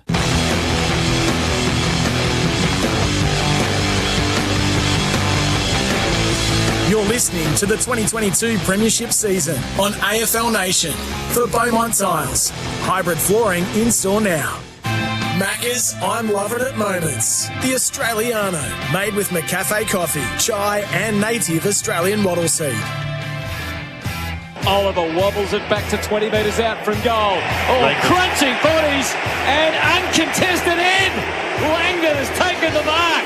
He'll have the last laugh here, 30 metres out from goal. He puts it through. Tap down Lipinski, working his way through. Bodie Marchant, as he so often does, finds his way around goal. The kick's a good one. Out into the pocket where Brown was camped and waiting. Brown's coming around the corner without hesitation. He roosts it. Superb kick. High and handsome in the curl. Oh, what a half of football for entertainment on a Friday night. And it's Melbourne 10-7-67, leading Collingwood 8-2-50. Their accuracy helping to keep them in the game. Some of the I'm loving it moments for Maccas. Catch a quarter-pounder range at Maccas today. We're in the Coates Hire commentary box. Jared Healy and Anthony Hudson with you at the half. Coates, we're more than high. We're equipped for anything. Just a few things, Hutto, before you go into the categories. Plus 24 for contested. Yeah, we'll get to those, Jared, because it's all part of the halftime floor show for Choices Flooring, hybrid flooring from Choices Flooring. The Choices Flooring halftime floor show. Check out Choices Flooring's Room View program. And Jared's got some numbers for our stats wrap for Safety Steel Sheds, designed to say built to last. Sorry, Hutto, I'm out of practice. I'm usually around the other end doing a video to the scoreboard. Plus 24 contested to Melbourne. Plus 17 clearances. Wow. They've had 16 forward half intercepts. And if you wanted to look at what the other real weakness that has been exploited by Melbourne, the kicks into the forward line of Collingwood have been mopped up way too often by the Melbourne defence. So it's a testament really to Collingwood's ability to hang in there, but it's also probably a testament to Melbourne's inaccuracy. 17 scoring shots to 10. Scoreboard flatters them a bit, but I've got to say, Hutto, overall, Melbourne are playing as well as I know they can play. Collingwood are playing pretty good football under this heat. It's going to hold them in good stead as they come into the finals. Give us an Amy clanger. Who covers clangers? Amy does. There was a couple of clangers. I reckon Big Maxie probably got the clanger early with his miss from about 20 metres out. He's become a bit of a sharpshooter, Max, and we're a bit surprised. And then he followed up with another from a bit further out. Maybe he's lost all his confidence in front of goal. That's Amy. He only does it in finals. Indeed he does. Player of the day so far for Whirlpool, designed for environment. He'd be in the mix, Max, wouldn't he? Max is either 1 or 2. Brayshaw's 1 or 2. They've had a lot of good players through the middle of the ground, lots of big possession winners. Viney's doing well. Oliver and Petrarca, not so much Petrarca, but certainly Oliver's getting plenty of the football. I think Langdon's having a good game, good battle between him and Sidebottom. But if I had to pick right now, I'd go Max. Has it changed your mind on Brayshaw as to whether he should be in the middle or off halfback? Well, it probably has, because I like Petrarca going into the forward line. So if Hunt can hold that back down, then I like the fact that they're experimenting. Australia made smart play. It's important to buy Australian. There's a couple of possibilities there. Anything come to mind. There was the Cameron beautiful ruck work at the start to go. Yeah, that was beautiful, the first centre bounce. I liked Big Brown's kick to the centre, which ended up with Ed Langdon taking a mark and kicking a goal. Good centering kick. Yeah, and Ed, of course, who made all those comments before the match, has had a pretty good duel out there with Sidebottom, but he's had some influential touches. He has, and he's also had an influential smother, if you remember that really suicidal smother across the across the legs when I'm not sure who was about to kick a goal for Collingwood, but he certainly saved it. Sport Aussie-made products, that's important to buy Australian now. Injury update for victorsports.com.au, other than Maxi copping one in the guts. Yeah, I think Brayshaw had a bit of a corky at quarter time. He's got a very sore leg, too many kicks. Because the Cox knee to Gawn's midriff was interesting, wasn't it? It was clumsy. I don't think he meant it, but like we see all these ruckmen now, they don't know what to do with the centre bounce. They're just putting their knee up instinctively, and I think that half the problem was Max didn't put his knee up. Max just went in like a basketball jump.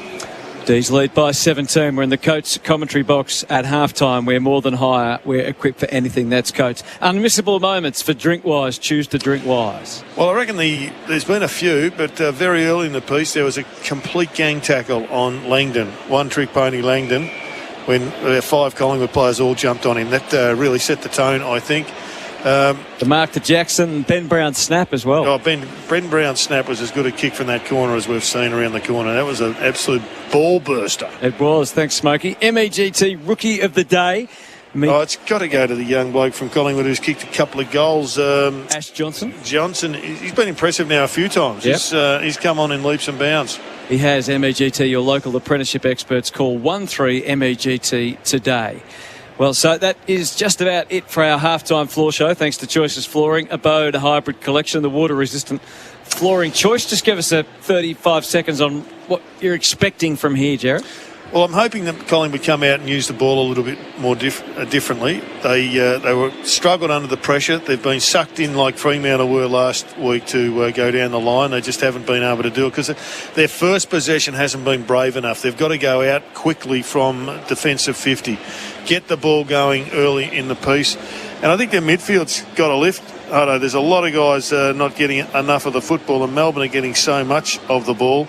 But if you look at blokes who are having an impact without touching the ball, Sparrow's had 5, but Melbourne's pressure in the forward line is immense. Pickett's only had 5 touches, and Spargo's only had 4 touches. And Melksham's only had 5. So there's 4 blokes down there with less than 20 possessions, and yet the amount of pressure they're putting on Collingwood is extreme. All right, we'll take a break. Back with the third quarter shortly. It's Melbourne 10-7-67, leading Collingwood 8-2-50 on AFL Nation. A sports news update for Fuchs Lubricants, proudly Australian-made lubricants.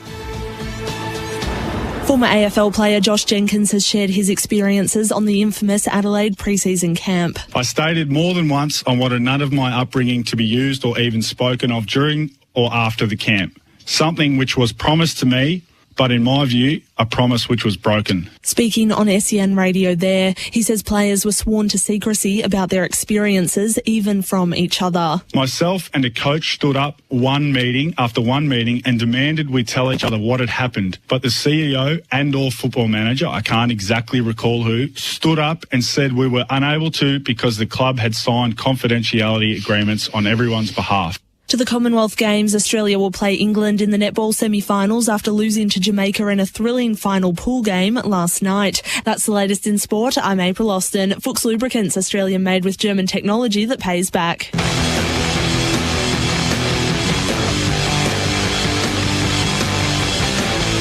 You're listening to the 2022 Premiership season on AFL Nation for Beaumont Tiles. Hybrid flooring in store now.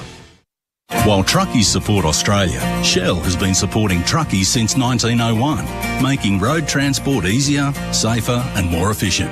And for Shell card holders, we're making it more economical as well. Talk to us today about a fuel discount for your business and save every time you refuel. It doesn't matter if you run one truck or a whole fleet. All you need is a valid ABN to apply for your Shell card now at shell.com.au/truck network.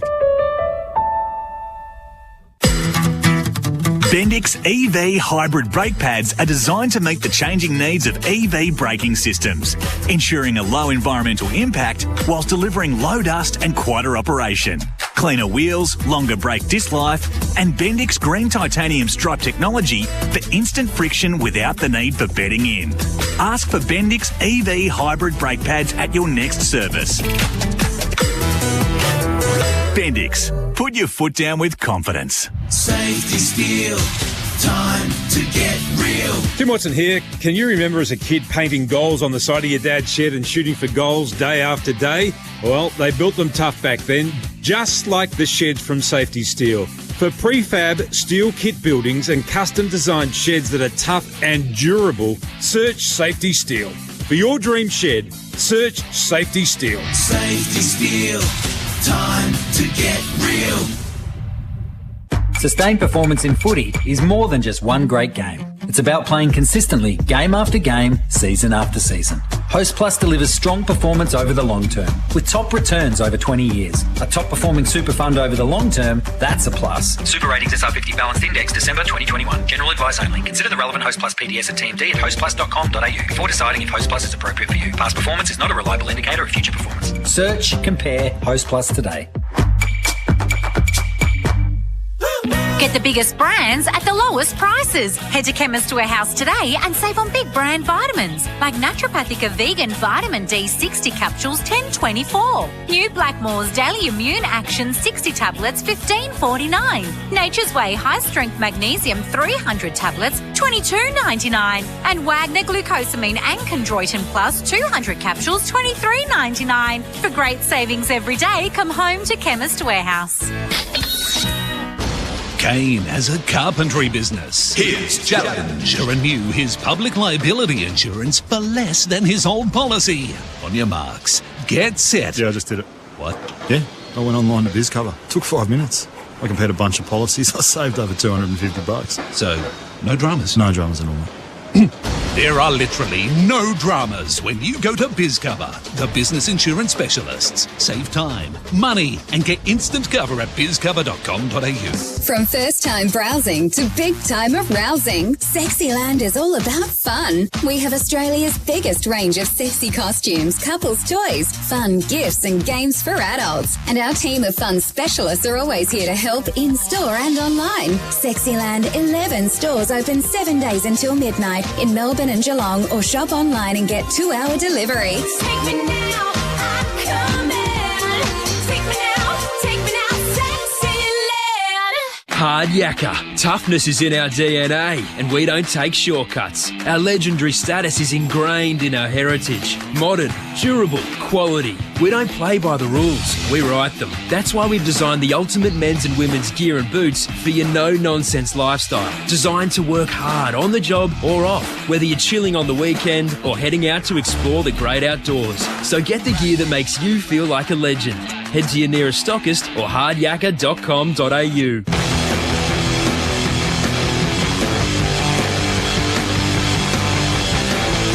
You're listening to the 2022 Premiership season on AFL Nation for Beaumont Tiles. Hybrid flooring in store now. It's Melbourne by 17 points at half-time. The D's going through their warm-ups again for the second half. Collingwood just back out onto the MCG. 10-7-67 Melbourne to Collingwood 8-50. Dermot Brereton, what are your overall thoughts? Collingwood are not without a chance. It is attainable to come back into this game.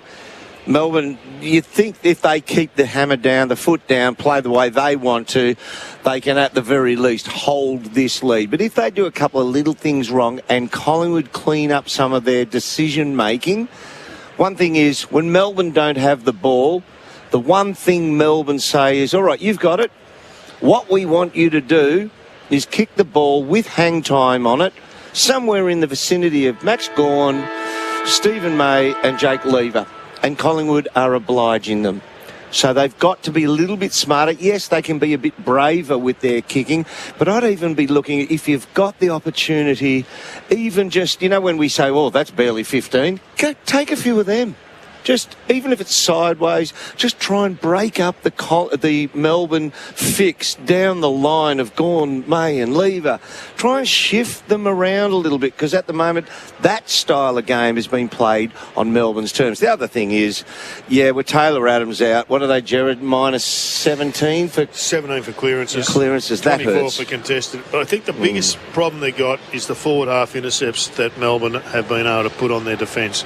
16 times Collingwood have tried to get it out of their back 50 or the back their defensive half, and it's been intercepted, and it's turned into 28 points. The other thing that is for safety steel sheds, they have conceded Melbourne 41 inside 50s in the half. You need to double that out to 82 if that's a full game. That's a 70, 80 point margin normally if you allow somebody 80 entries. Opening bounce of the third term for Tyre Power, your match day favourites for tyre safety. It's Cox versus Jackson. As proceedings get underway at the start of the second half, Jackson grabbed the loose ball, handed off to Brayshaw, who gave it to Viney, who returned the favour. That meant that he could run, and then he just tried to adjust the kick. It was partly disrupted. Neil Bullen, they went Bull at a gate, and Maynard was able to win the footy with help from Pendlebury.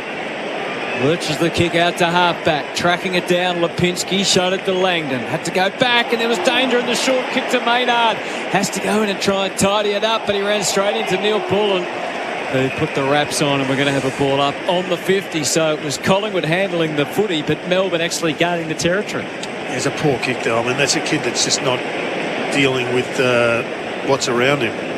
Cox battled away at it a couple of times. Brayshaw tried to hack it forward for Melbourne. Pickett threatened to take it away from the maze of players. And in the end, Gawn and Howe took it over for a throw-in. Another one of those forward half. In fact, it was a forward 50 turnover from Lipinski, who's generally a darn good kick. Melbourne in attack. Boundary throw in. Gawn front position. Knocked it down to Viney. Didn't take clean possession. Tried off the turf. Probably kicked the fingers of Howe. No whistle on the play. Howe fights on underneath. Ball skittles around. Oliver and Cox go back to work. Ball is still in motion, threatening to come out. Viney hand pass in the Fritsch direction.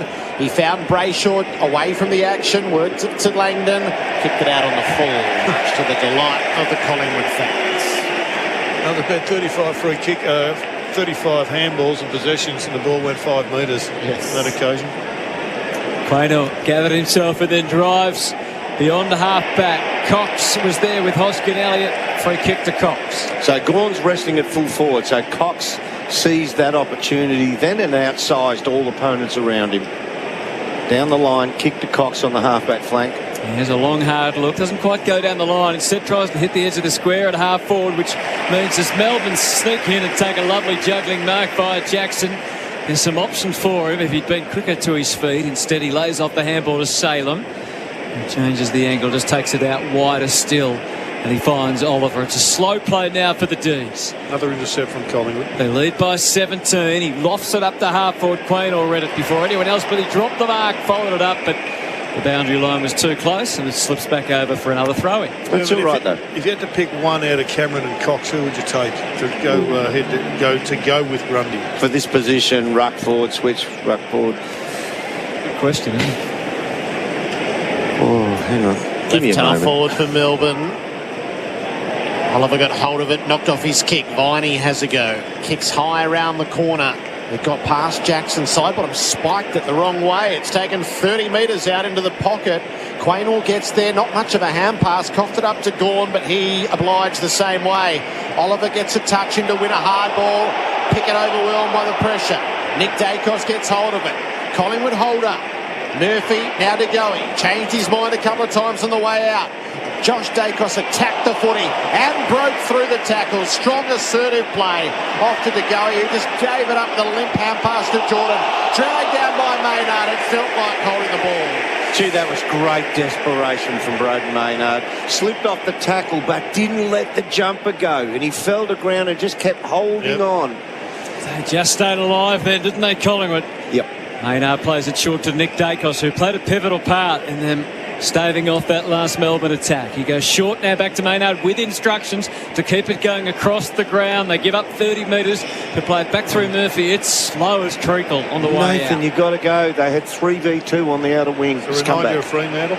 Comes back the other way, back along the members. Maynard on the half volley. It's gathered by Josh Dacos. He runs back towards half back and then turns and eyes off to Goey in the middle of the ground. Took his best leap, but no mark.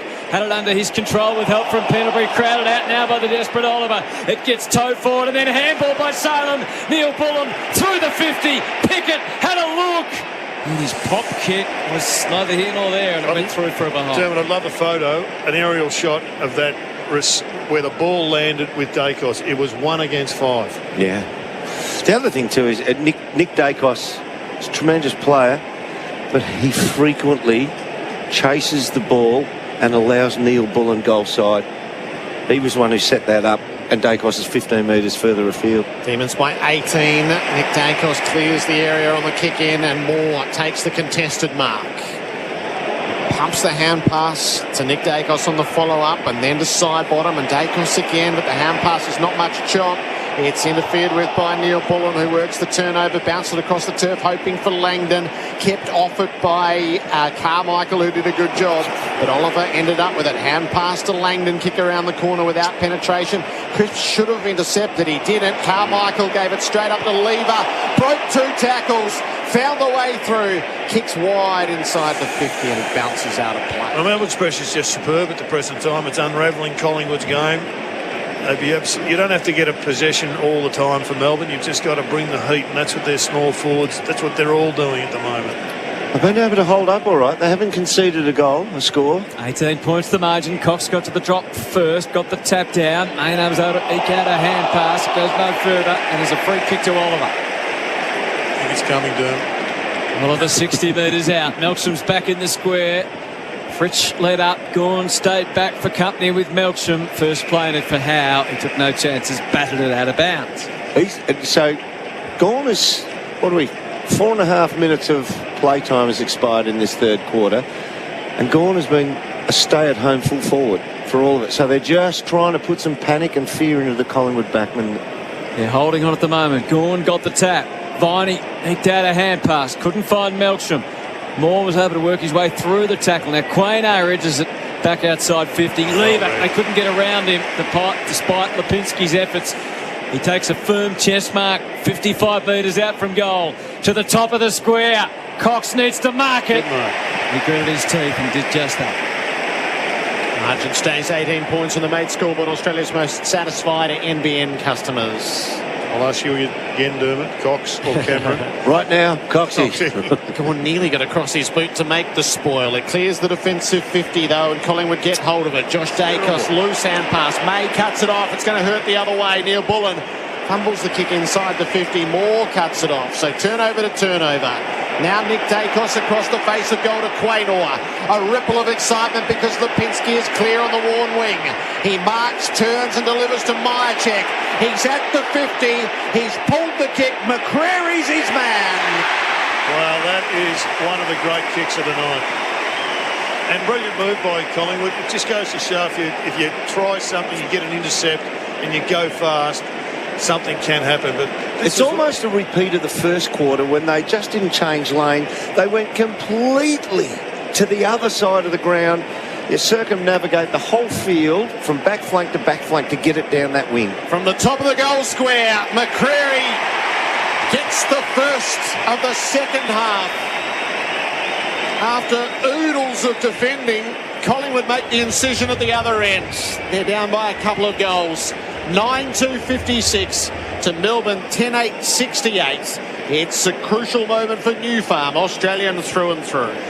We spend a lot of time analysing tactics, and sometimes it's just good to sit back and enjoy the skill of the game. And Brody Myercheck's kick was unbelievably good. It was a Doug Hawkins sizzler.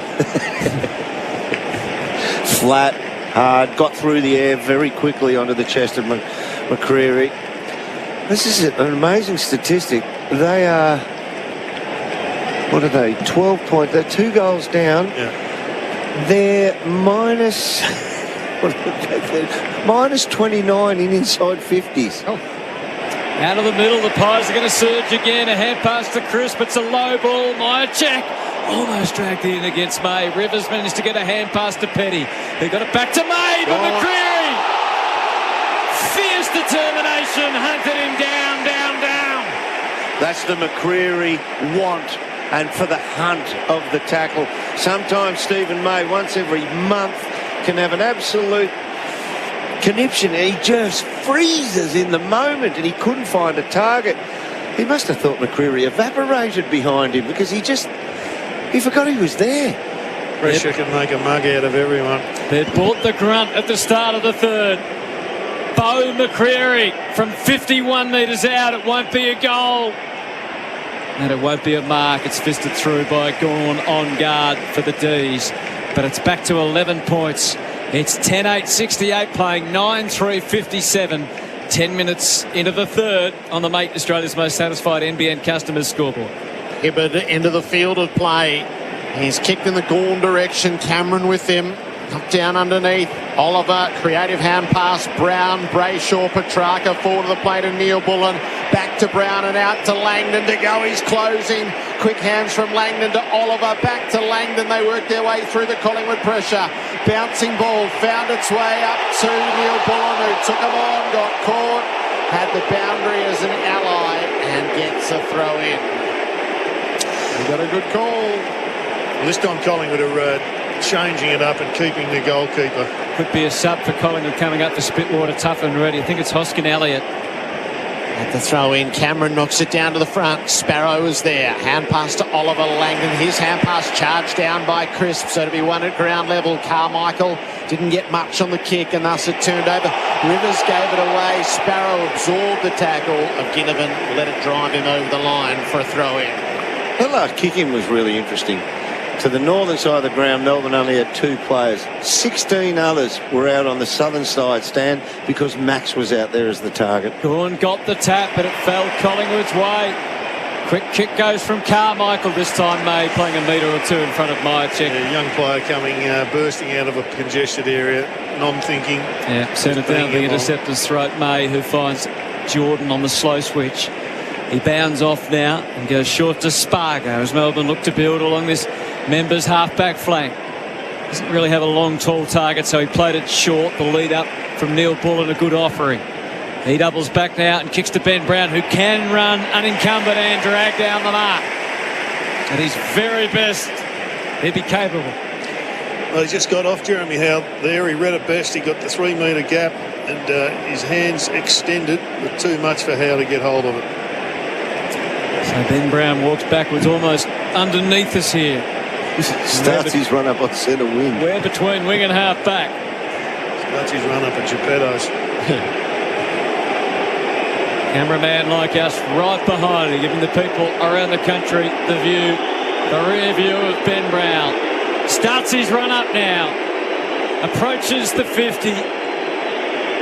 Goes out to the right to get himself close enough, and for all that effort, he's pushed it across. And fairly tepidly, it's fisted through for a behind. So it's still a 2-goal ball game, and Melbourne still haven't found the target in this third term as Dacos scurries off into the back pocket. He's at full tilt as he releases the hand pass to Noble. Goes a little bit quicker still and kicks long down the line. Myercheck is there. He jumped underneath it, but it's all right because Ginnivan's out the back. Caresses the kick for Elliott. Hibbert did enough. Elliott out of mid-air to keep momentum going forward. Salem back there first. Hand passes it away to Rivers, to May, and Salem's over the boundary as he receives the hand pass. Free kick. Just for a moment. The umpire was closing in a manner that suggests he might play. There's been some afters in it. They push and shove. The field umpires told the boundary umpire to heave it in and break up the fights. Right half forward for Collingwood, trailing by 2 goals. Gawn and Cameron wrestle each other out of it. Petrarca to Langdon. High ball down the wing. Pitched, awkward bounce. Gathered okay by Sparrow, but his hand pass is loose and out of play again. Well, it's a great effort by Collingwood. They cannot be denied. They have just got this great character and this capacity to hang in when they're not playing well and give themselves an opportunity late in the game. Ed Langdon's face goes up on the board for a membership ad. I don't think Collingwood fans quite recognise him without the long sleeves. The ball goes back into dispute, picked up by Salem. The tackle is immediate and effective from Pendlebury. But it'll be a ball up. Take a breath. Gawn. Cameron. Gawn the tap. Oliver can't get away cleanly. Cameron couldn't get disposal on the footy either. Chris found a way to edge it forward. It bounced up though, and across half back, Jordan made himself useful and received the short pass. He links up with handball action to Hibbert, who was wrong-sided. So he gave more of the same. They've reached the wing with Spargo. Indecision. Back to Hibbert, who kept on coming off the left boot. Now it gets interesting. Gawn had the first bite at the back of the pack. Flung by Melksham. Back to Brown. One more give. Petrarca. Back to Brown. Can they find a way clear? No, is the emphatic answer. Maynard wasn't letting him escape. Brilliant pressure applied by the Pies. And Nick Dacos it was that put the tackle on that stopped him in his tracks. But collectively, this Collingwood effort in the third term to deny Melbourne time and time again has just been outstanding. Fantastic, aren't they, the way they're defending. Haven't conceded a major in this term, and geez, it's been in there a lot. It has. This will challenge them. They're going wide again. This is better than going down the line. Maynard on the long switch across the face of goal for Noble. He had a mind to bring it straight to centre half back, but he completes the switch to Murphy, who brings it out now to side bottom, and the ripple of possibility reveals itself. Side bottom had a bounce which didn't initially come back, so not full momentum as he kicks to half forward. Johnson set himself, leapt over May though with a defensive hand pass underneath. Worked it away to Lever and then to Fritsch serving down in defence. Arms chopped perhaps of Brown, no whistle on the play. Noble's kick against the boundary turns over to Rivers. Hand passes it inboard. Oliver caressed the kick, hoping for Brown. Pendlebury saw it coming, so Collingwood build inboard. Kick for Nick Dacos, hand pass to Chris, pumps it forward to the play. De Goey releases it. Carmichael from the 50, missed ever so slightly to the right.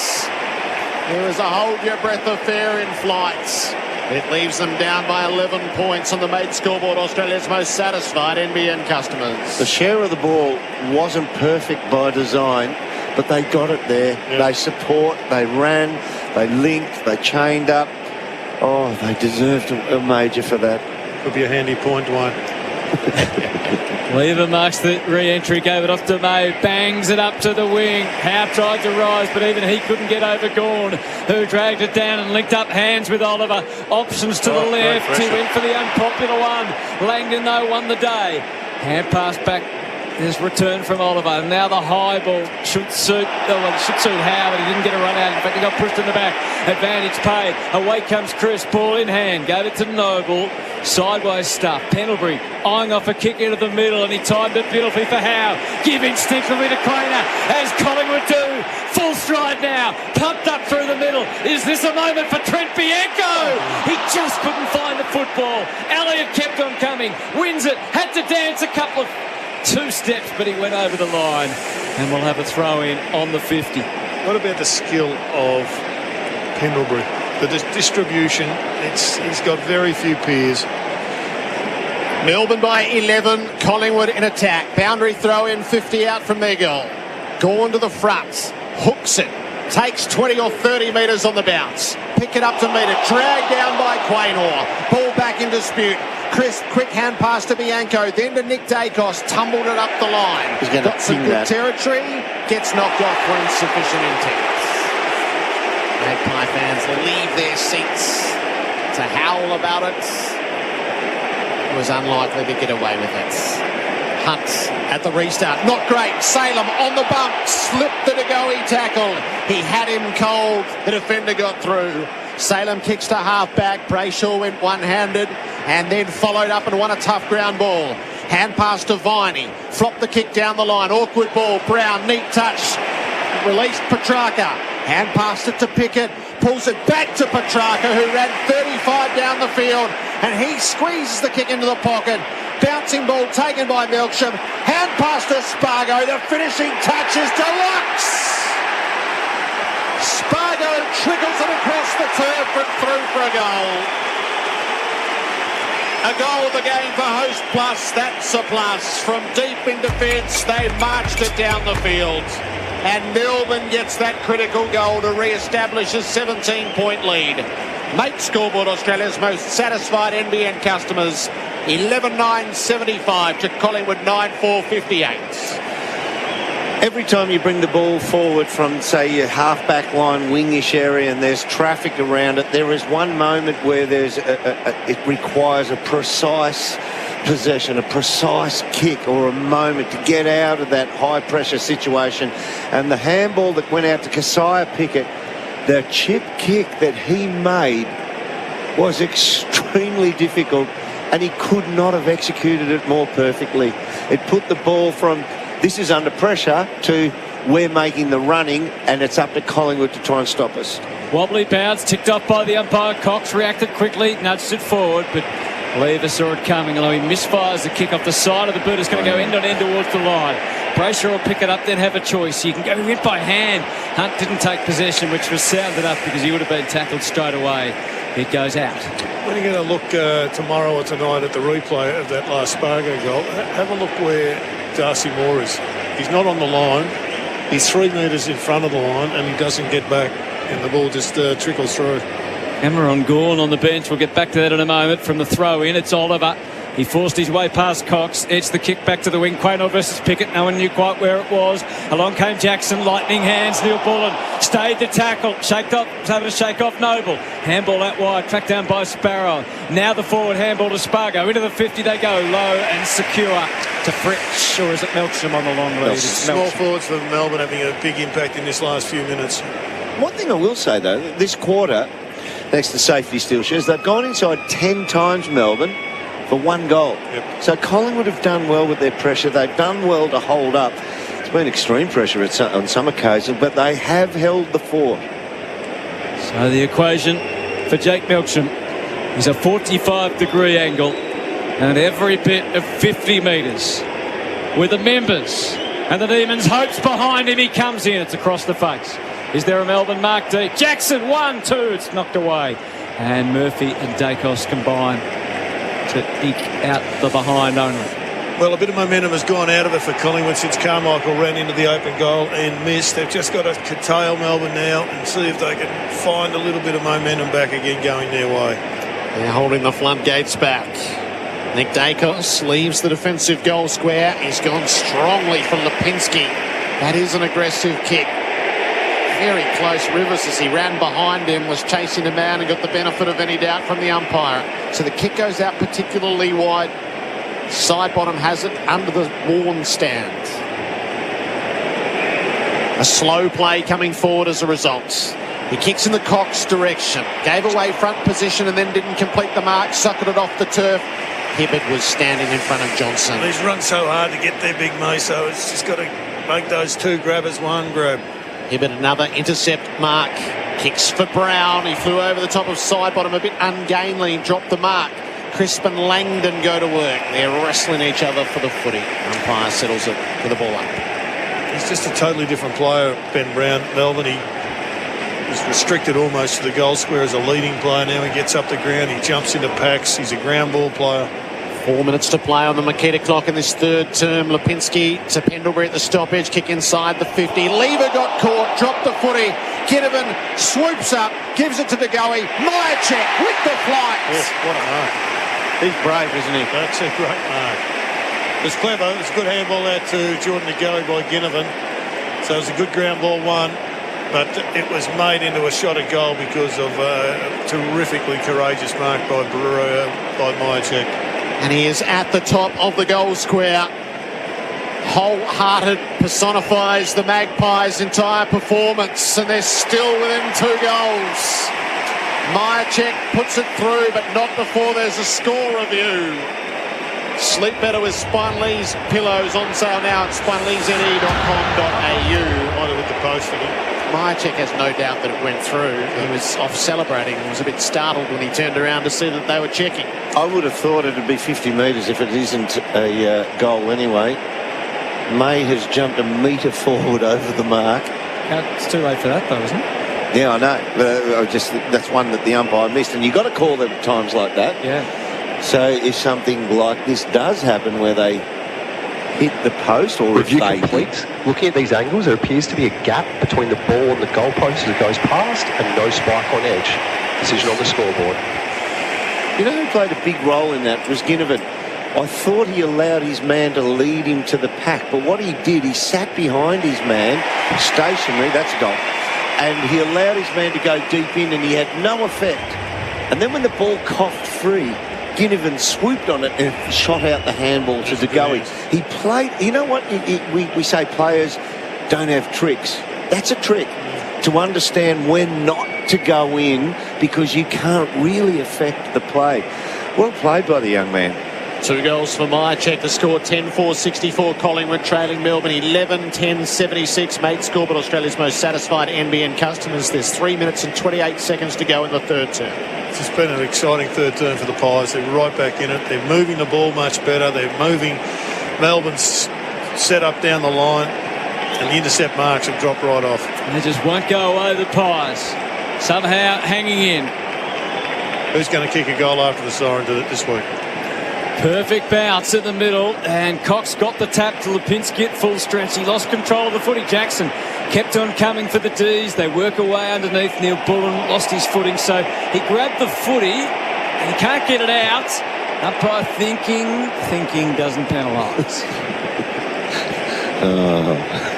Thinking, Anthony.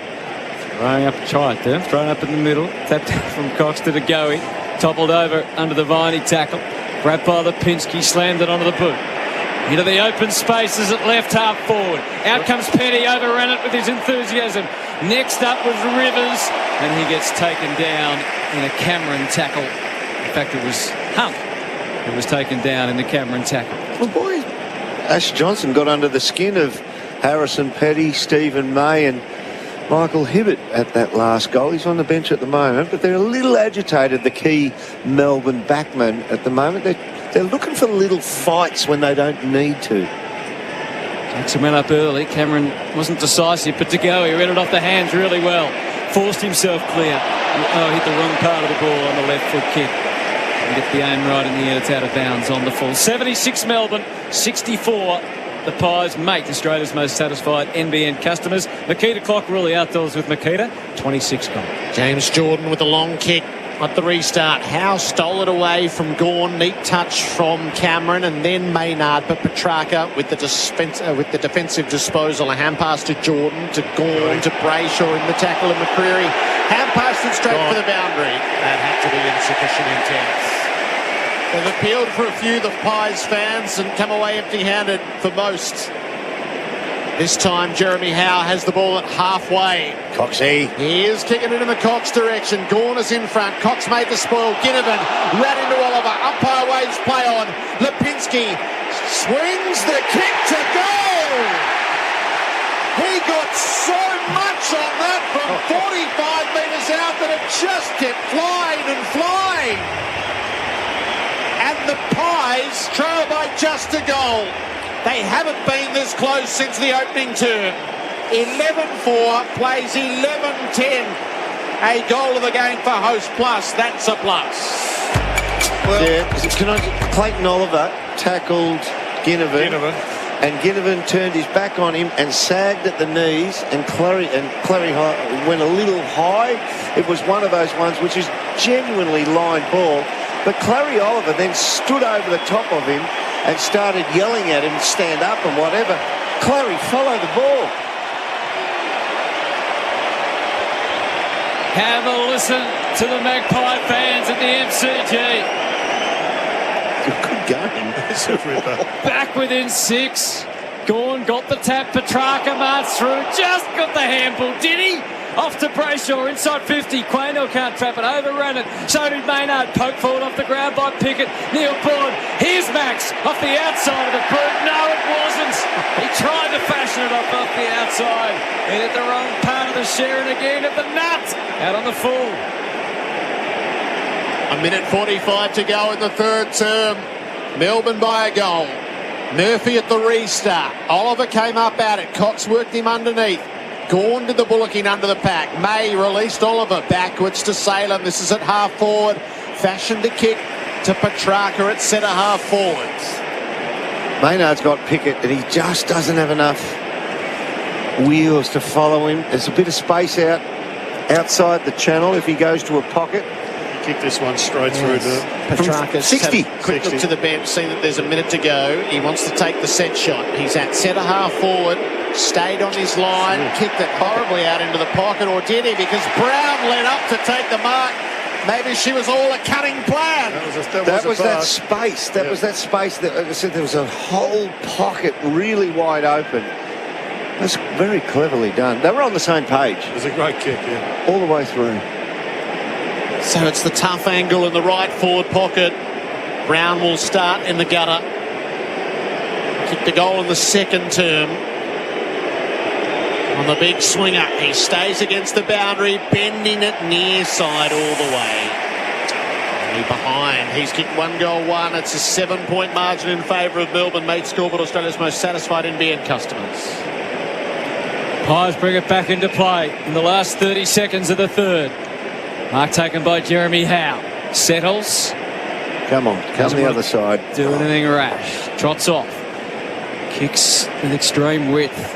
Good contest. Myercheck versus May again. Fisted forward by May. Langdon's onto it. Is there time? Nonchalant give. Petrarca one more. Neil Bullen can't escape the clutches. More prolonged tackle. Must be rewarded. No!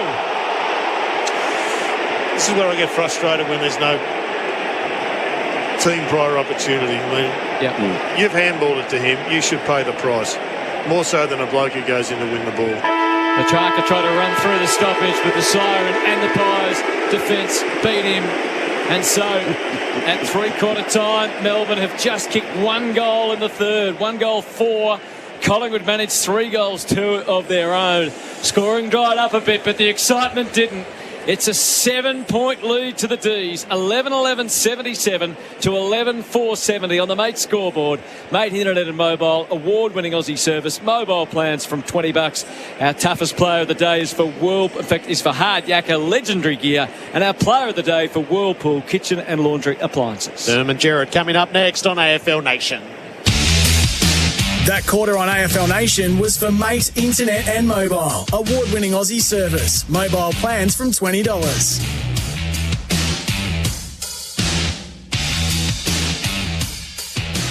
Want to win free barista-made coffee for an entire year? That's a lot of lattes. Just buy a McCafe coffee on the My Macca's app for your chance to win. There are 25 winners every day. But hurry, limited time only. Ends 30th of the 8th, 22. Visit mcdonalds.com.au/coffeecom for full terms.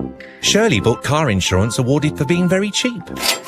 But come claim time, Shirley realised that choosing a bargain can end up being very, very expensive.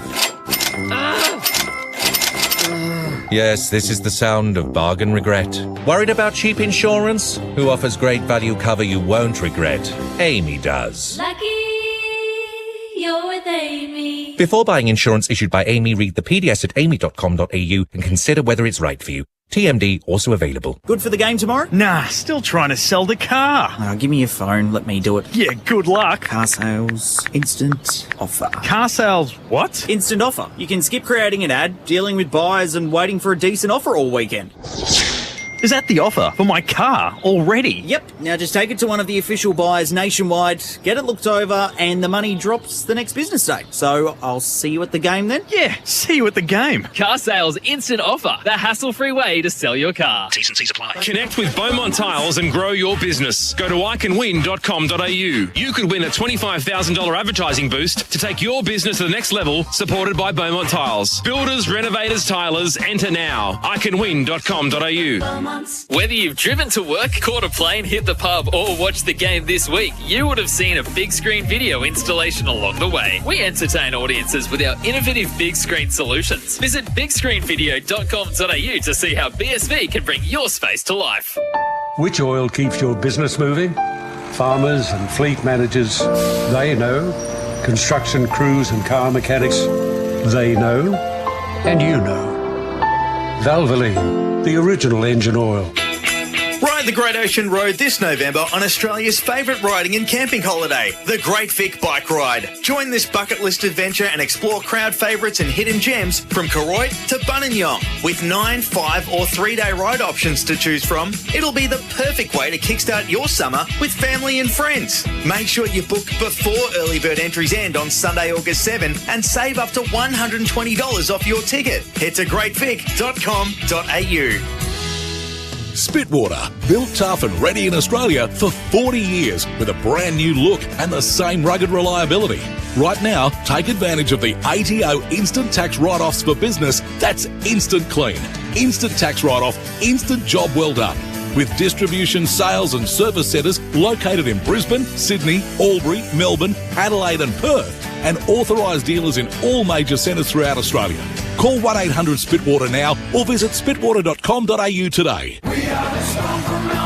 Here's another Melbourne Storm player profile. Xavier Coates joined the Storm this season and has quickly become a fan favourite. The young winger has good height and blazing speed, which has already seen him debut for Queensland in State of Origin and Papua New Guinea in his short career. Born in Port Moresby, Coates played his junior footy for the Currumbin Eagles before making his NRL debut at the age of 18 for the Brisbane Broncos in 2019. He debuted for Storm against the Tigers in round 1 this year and had his jersey presented to him by former Storm star Matt Gayer, who was previously Coates' under-17s coach. It was Gayer who helped the young Xavier to follow a rugby league career by organising a call from Storm legend Greg Inglis. A try-scoring machine, Coates has crossed the line in his NRL, Origin, Test and Storm debuts. He will look to add many, many more in the purple jersey in coming seasons. Ride the Storm in 2022. Head to melbournestorm.com.au to become a member or buy tickets for our next home game.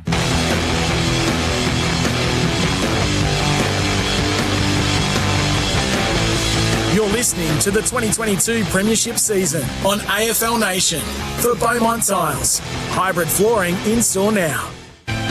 Macca's I'm Loving It Moments. The Australiano, made with McCafe coffee, chai and native Australian wattle seed. Bouncing ball taken by Milksham. Hand pass to Spargo. The finishing touch is deluxe. Ginnivan swoops up, gives it to the goalie. Myercheck with the flight. Yes, what a night. Wholehearted personifies the Magpies' entire performance, and they're still within 2 goals. Ginnivan ran into Oliver. Umpire waves play on. Lipinski swings the kick to goal. He got so much on that, and the Pies trail by just a goal.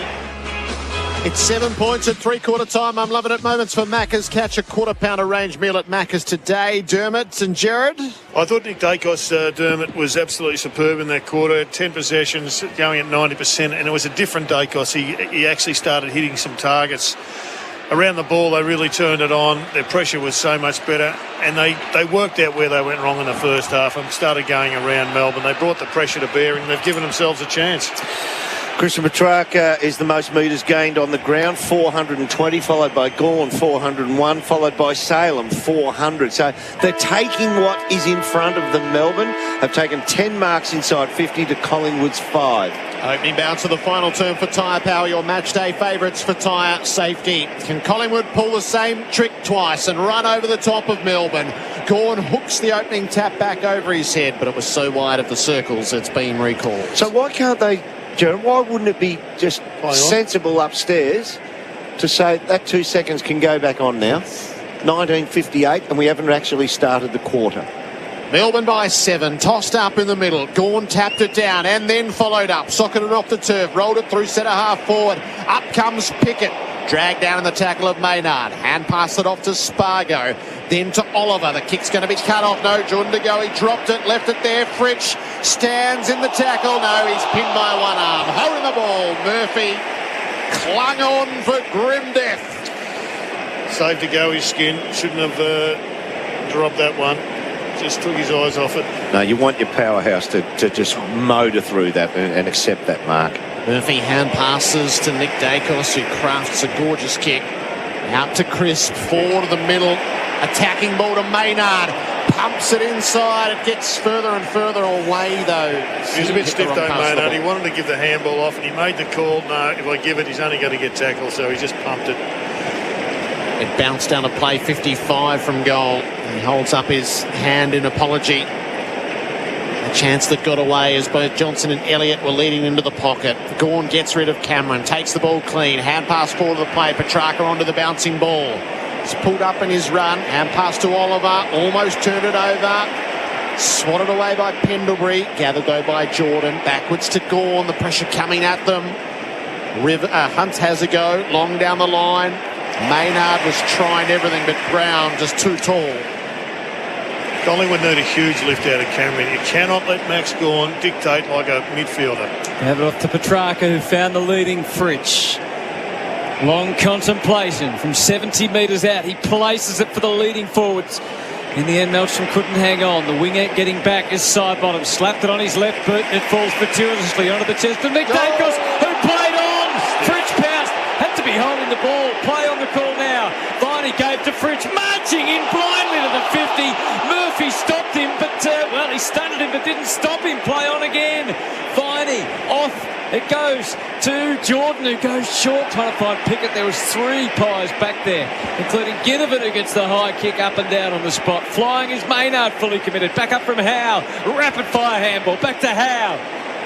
Keeps it in. There's a wrestle on. Good fight. And Petty over the top of Johnson. Fisted out of bounds. There's a Collingwood player. Nick Dacos injured. You have a corked thigh, I reckon, out of that from the tackle that got him blindsided, and he was completely unaware that Fritsch was in Might be ribs, I closing. think, He's grabbing at his ribs. Right, okay. He's been such an influential player, so his absence will be felt. Salem with a hand pass, which is cut off by Crisp at the stoppage. Couldn't get away from Oliver. Did release the hand pass to Goey. Arched the back. Ran away from Salem. Kicks in the Johnson direction. Almost marked between two. Flipped it back between his legs. Elliott in the pocket. Missed the locks. Gee, Harms was very... it might have been a throw, but we'll see if he scooped it. Clever, though. The goal umpire is going to send this to review to check if it's snuck in at the behind post. Score review. Good throwback, boy. Ball is out on the full. Ash Johnson. That's a bit of throw, didn't it? Review underway. Sleep better with Spunley's pillows on sale now at spunleys.com.au. It looked very much Review complete. Looking at this angle, we can see the ball crosses the line on the boundary side of the post. Decision on the scoreboard. Don't know why I look to our biased producer for confirmation. Never going to get an objective view at the back. I tell you what, though, Collingwood have caught Melbourne out twice without impacting on the scoreboard in this quarter, with exciting, just absolute electric play going forward. Maynard sort of fluffed his line on the final kick, and that one there as well. A powerful roost back in the direction of Gawn. He was behind Lipinski, so forced to spoil. Now this is where they needed clearance. Their clearance numbers have been right down tonight. They've got territory. They've got to pump it back in or nail a goal. Melbourne by 7. Early stages, final term. Gripping Friday night footy as we get closer to finals. And a taste of what might be to come. The Ruckman both topple on over, no whistle. De Goey prevailed, got through cleanly, and then he's able to poke it just inside the 50. Lipinski eased onto the mark. He'll have the tightest of shots. Jamie Elliott type territory at the other pocket. He kicks. Speaking of Elliott, great hands. Great he leads and marks close to the line. So the important thing there is Lipinski gets back quickly off the mark because Melbourne can't set and get like the extra 3 or 4 midfield defenders to block up any leading channel. Because the kick from Lipinski was not going to cover that distance. It was always going to be a lead from a small or agile forward. Ice fans thought it might have been worthy of 50. Instead, right. Yeah, absolutely worth 50. Edges around on the left boot and didn't really threaten. It fell short as it marked. Oh, it is. It's him, Ash. By Johnson. Oh, we're going to get another review here. They were down on their quota early, so they're making up for it. The bosses of Spinal Ease have got on the line to gill. Umpire's call is a mark. Please confirm it was marked inside the field of play. Was it marked inside the field of bubble? First look. We're having a look at the Carsales Everything You Auto Know replay, and the Melbourne supporters are seeing 90% of the ball cross the back of the line, but it has to completely pass to the back of the line before it's a dead ball and it's a score. I reckon they're going to pay the mark here. It might even be 95, Derm, but lots of mark when he first grabbed Review complete. Looking at these angles, we can see the ball is controlled before crossing the back of the behind line. Decision on the scoreboard. So the key for young people, footballers, is it must pass completely past the back edge of what we anticipate that line is. So that's confirmed. Now Johnson will have to get all the logistics right here of what he can and can't do. almost obscured by the behind post. He's a couple of metres back. Out to the left. And he's missed it by about 30 metres on the other side. Just hit the wrong side of the ball. Missed it by two-shot penalty for that. I think you've got to think your way through that for a good 7 or 8 seconds before you actually get into your stride to take it. Both kicks were inexplicable. Elliott not making the distance, and then Johnson missing by further than he was out from the goal target. The restart finds Lever, who kicks it long to half-back. Gawn makes the spoil against Cameron. Pickett down, but got it to his boot. Langdon with a high ball down the wing. Howe is well set. Coming back with the flight was Sparrow. The ball fell into the hands of Carmichael. Kick to half-forward, but Gawn is there. Just a bit of an experience from Carmichael a couple of times. There were blokes to handball too. He just bombed it again to Big Max. Off to Petty, then to Petrarca. Got his kick away before he got knocked over. And Jordan has it at left half back for the Demons. They lead by 7 points. We're 8 minutes into the final term, but most of those minutes have been taken up by score reviews, it seems. Kick beyond halfway. They grapple. Fritsch got to the front, dropped the mark, fumbled the footy. It is out of play. And we've seen Nick Dacos down on the bench. He is in pain for Spitwater, tough and ready. But he's coming back, Jared. Going to fight through it. He's back on the ground. Sprints on as we watch the throw-in. Grabbed by Cameron. His kick was smothered involuntarily. It bounces back to Oliver. So at half forward, a left foot spinning ball hits the ground. It was too tall even for Jackson. Howe. Hand pass to the cool and calm Nick Dacos, who measured the pass. Well, that's bobbled out of the hands of McCreary, so it's a throw-in rather than a grab. Gee, it's a beautiful kick, though, isn't it? Yeah. Kid can play. Good hands from... I'll come back to that. Jeremy Howe it was. He's by 7. Throw in. Jordan can't shake off Lipinski. Under the hammer, the boundary line might have saved him. It did. Still falling for that one, the umpires. The old tackle player furiously hammers the ball with his fist. I'm trying to get rid of it. 9 minutes on the Makita clock. Pendlebury takes a rest.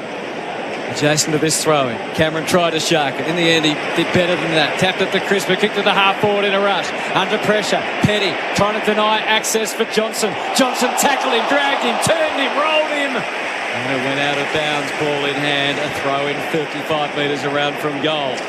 Ash Johnson's, he's shown he's half clever. Harrison Petty's a very good, reliable, solid defender, but he's straight up and down. If you throw a few different things at him, I reckon he's a little bit vulnerable in those one-on-ones. Collingwood in attack. Lipinski off the ground at the stoppage. It trickles toward the behind post. Hibbert got there. Hand pass dividing. Caught. Holding the ball. Surely. Elliott wins another one. He's got to take full toll with this. What is he, Jared? 9 metres out from the goal. It's a little bit sharper than a 45-degree angle. Man on the mark will be 9-10 metres out. Elliott has been unrelenting in those moments throughout the night. A Toro tackle of the game. Count on it. He has kicked 3. A chance to make it a 1-point ball game. Jamie Elliott, measured in his approach, fires straight, celebrates with the Magpie faithful. It has a familiar air about it. The deficit just a solitary point. 12-4-76 Collingwood. Melbourne 11-11-77. It's another Magpie thriller. 11 minutes into the final term. McDonald's scoreboard catch a quarter pounder at Macca's. I'll tell you what, if you've got a Magpie membership this year, if you don't care what they dish up in the years to come, because you're getting full value. This is extraordinary what this team is dishing up this year. They are 1 point behind. And if I go to the stat sheet here, inside 50s, they are minus 28 Collingwood. And they are 1 point behind. That cannot be so. It's a misprint. Centre bounce. Up went Cox. Up went Jackson. Charging through to Goey. This is the play that could put them in front. Elliott in the frame. He went the spoil. It's 30 metres out from goal. Ginnivan, careful not to bring him down illegally, was Hunt. He did well, played on its merits. Whipped the hand pass out to Viney. And then off to Langdon. He legs it out of there. Kicks to Neil Bullen on the wing. It took 2 pies to hunt him down. And they succeeded. Maynard tapped it. Nick Dacos chipped it. Ginnivan versus Rivers. He cleared the path for side bottom. Then Hunt came off his line next and was able to hold things up. We'll get a ball out. 55 metres out from goal. 11-11-77 Melbourne. 12-4-76 Collingwood. McDonald's catch a quarter pounder at Macca's scoreboard. How has Collingwood got an extra in their forward line? Oh, somebody's coming back now to pick up Bianco. Cox reaching back, tapped it. The kick was smothered from Carmichael. It bounces back Melbourne. Oh, Neil Bullen just got run over by Maynard. Play on the call. In the spirit of the night, it'll be a ball up.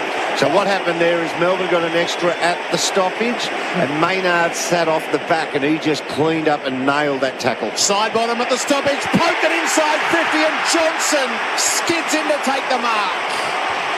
I don't mind this kid. What I've seen of him tonight, he's willing to play in front. He's a good size. And he just reads the drop of the ball. He just keeps running to the hack little kick that goes forward. This occasion it was side bottom, slam dunk kick onto the foot. He really did just hammer it onto his left foot. It only travelled 20 metres forward, played in front, ran onto the dropping ball. Haven't led since they kicked the first goal of the game, the Pies. Ash Johnson, 40 metres out. Perfect! The Magpies put their nose in front. Middle stages of the final term. Collingwood 13-4-82 over Melbourne 11-11-77. McDonald's scoreboard catch a quarter pounder at Macca's. So if I'm sitting up in that coach's box now, I'm looking at that centre bounce clearance. De Goey took it away from the middle with power and Melbourne could not get it. And they got their hands on the footy a few times, but they could not get it further than 70 metres out from goal trying to rebound. So Collingwood's forward half game has really kicked in now in this last quarter. I can't believe what I'm seeing here. This is extraordinary. On the live ladder, they've replaced Melbourne in second. There's a long way to go in this final term. But the mighty roar from the Collingwood fans has gone to another level. Back in the middle, Jackson wary of Cox, who came over the top, knocked it down. Viney goes to work. Hand pass to Rivers coming off the square. Kicks Melbourne inside 50. Gawn in front. At the back, Fritz didn't know whether to go for it or leave it for Ben Brown. He left it for Ben Brown. It got dislodged from Alex Neil-Bullen. Fritz put his head down and tried to attract a free kick. The umpire wasn't buying. It's a ball up. 35 metres out from Melbourne's goal. Punt road into the stadium. They find themselves in arrears. Maynard got stomped on then. He's got a bit of a limp happening at the back of the pack. Vaughan got the tap. No access, Neil-Bullen. Oh, Lipinski's claimed. It squirts out the back to Maynard. They escape. Quick kick end on end. It's going to sit next to the line and it's helped over. Was that out the full? Get him below the knee. No, put the umpire throw in. It's still Collingwood by 5. I'm telling you what, I'm looking at the replay here. That was out in the full. Didn't pick it up, the umpire. Replay for car sales, everything you ought to know. Near the wing, the throw in. Cox drives the fist through it. Josh Dacos couldn't quite get hold of it. Hand pass was indiscriminate from Rivers, scooped up by Lipinski. It went unwhistled. Rivers' kick was smothered. It ricocheted to Hunt. High ball to half forward for Melbourne. Gawn stands, takes a juggling mark. Brown leads out of the square. Kick goes in the Fritsch direction. Oh, Brown, it landed on Brown's chest after Fritsch had flailed at it in the air. Almost got through the... I mean, Fritsch was the target. He led up and jumped high, but just ran under the ball. And I reckon Brown was surprised that the ball carried over the top in the end. Yeah, got onto him a little quick. It's just suddenly on the sternum. He has kicked 1 goal 1, 45-degree angle to the left. Brown begins his approach. He'll kick from 35 out. Ben Brown, bang! Melbourne back in front.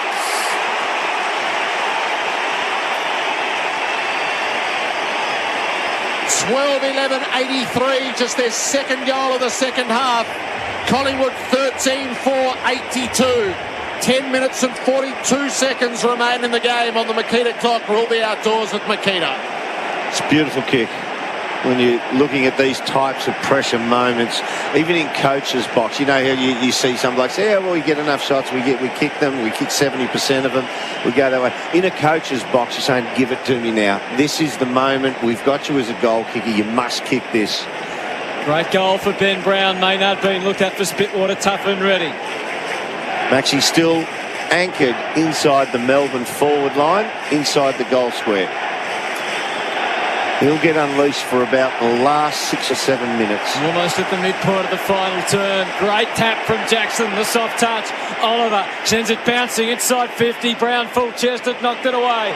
Coming through at a million miles an hour with Pendlebury. He's dislodged. Handball Sparrow. Oliver forced the issue, then retreated. A handball to Petrarca. He kicks for Brown. He's got the hot hand, but it was too tall even for BB. And it slides over and out, 35 metres around. This gives Melbourne a chance now to set up for anything Collingwood get and try to rebound with. Pickett's Melbourne are ready to cut Cox it off. knocked it down. Sorry, Derv. Shucked by Pendlebury. That's going to be coming back. Yep. Deliberate. So, Petrarca, set up kick. And he flies. Pickett went one-handed. It fell to Murphy instead. Bit of a push from May. Got rid of Myercheck. Now he has to find it on the ground. It's 55 out from Melbourne's goal. It's not anymore. Stocken away by Elliott. This could amount to something. McCreary fighting a lone battle. Handball's out in front of himself. Petty stuck to the task. He was dogged, but he got it out of bounds. And that's a win for Collingwood. And they can set up. Remind me not to stand on the cord in the middle of the box, in the middle of a tense final term. It's 83 Melbourne, 82 Collingwood. 18 minutes final quarter. Crucial moments for New Farm, Australian through and through. Cox flew from behind, won the tap, kick fell the way of Chris, brought down by Petrarca. Hand passes it away to Oliver, gives it to Brayshaw. The Demons have it at half back. Careful with the kick as Oliver runs forwards. They've got options in the middle of the ground. Oliver is disinclined to take them. He will instead unload down the line. Quaynor makes a run at it, makes the spoil. Carmichael underneath, hand pass to Pendlebury, delayed the hand pass to Crisp, kept himself free. Now Josh Dacos relentlessly going forward. Kick out to Myercheck, May dives at it. Myercheck lays the tackle, Lever on the tidy up, lends a hand. Hibbert, good hand pass, Pickett, good touch out the side. Well gathered by Langdon to Hibbert, back to Langdon. Clears the area down the wing. Brown came up, couple collide. Pickett missed it, it's coming back. Side bottom to Pendlebury. Inboard to Carmichael. Nick Dacos to Josh Dacos to goal. It's delirium in the Magpie Army. The Dacos boys put the Pies back in front. 14-4 to 12-11 in what is becoming a titanic struggle. Time on now at the final term.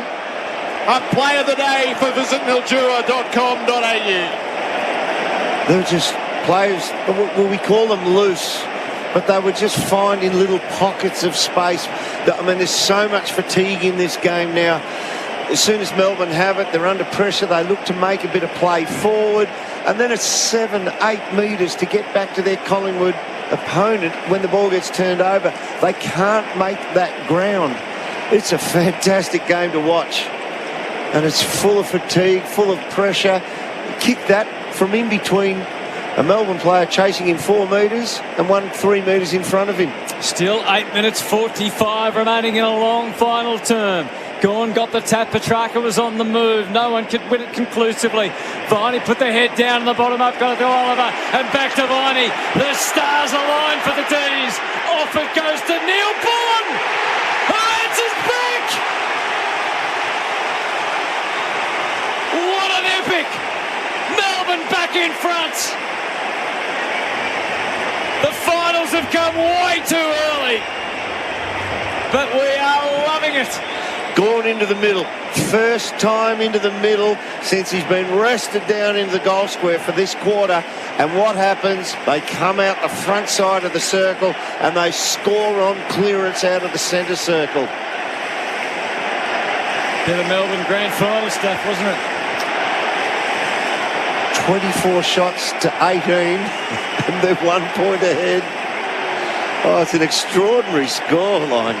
It's exceptional. 4 lead changes in this final change. A Bendix breaks, big moment. Confidence stopping, Bendix breaks.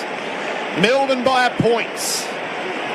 A quarter that will stretch long into the Knights. Bouncing in the middle. Gawn takes it clean. Kicks it to Pickett on the lead. Front line of the centre square. Fritsch out into the pocket.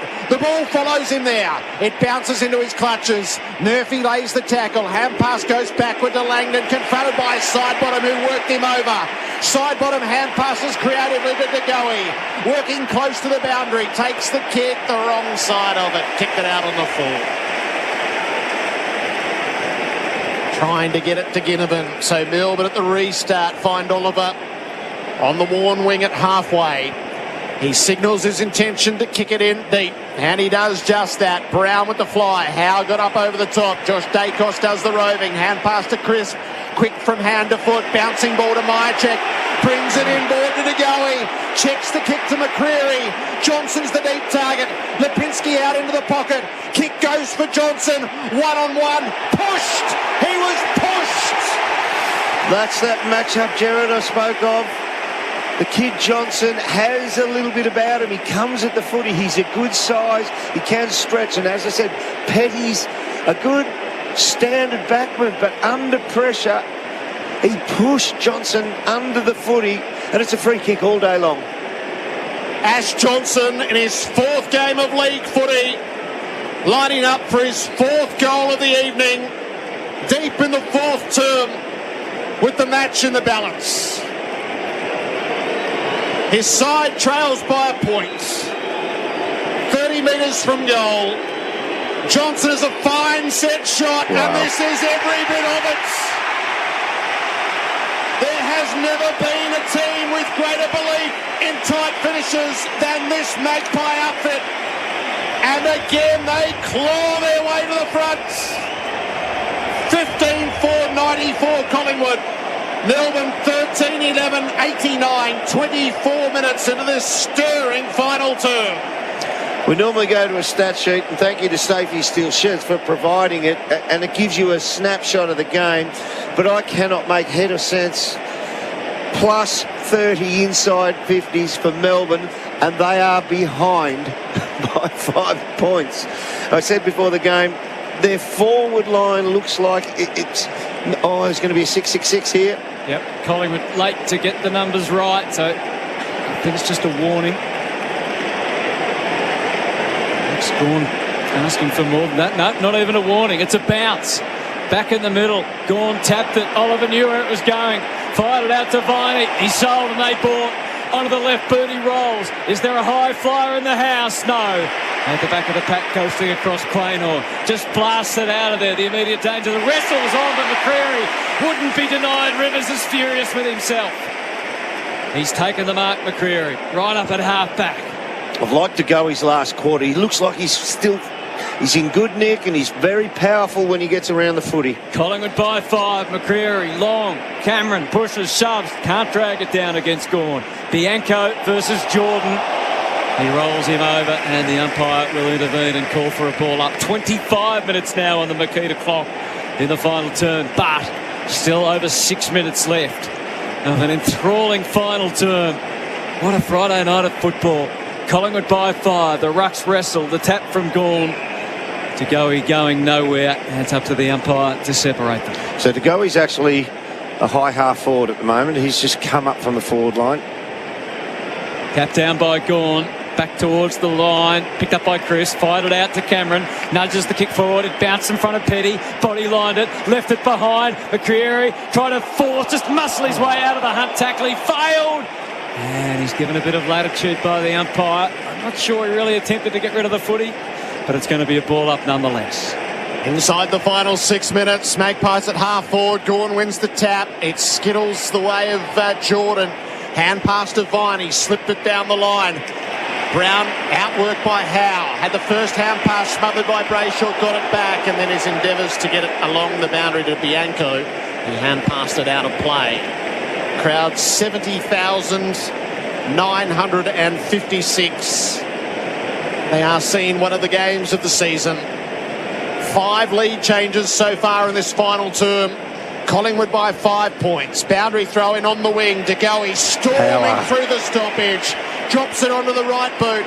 Kicks for Myercheck. May too strong for him. Had front position, and no matter how he was harried, wouldn't give it up. Sideways to Salem with risk. Mark taken before Johnson could intervene. The successful switch to the outer side for Petty. But nothing obvious to work with. So he stops and waits.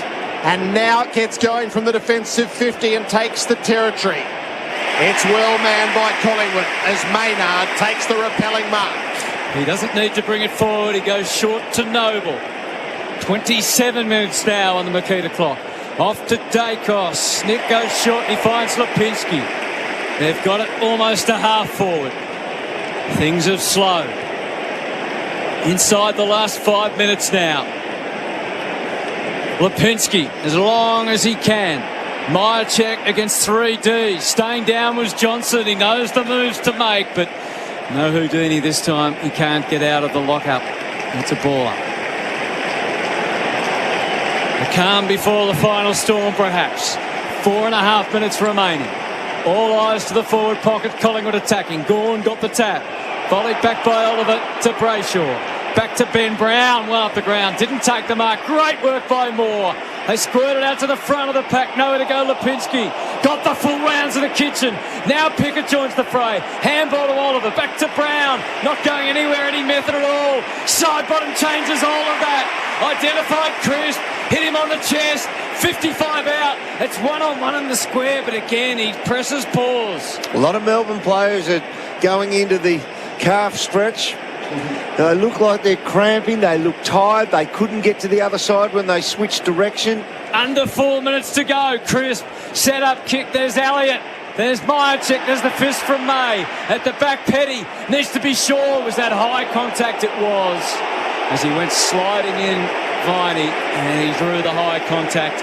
Yeah, that's legit. 3 minutes 35 as he finds a safe exit.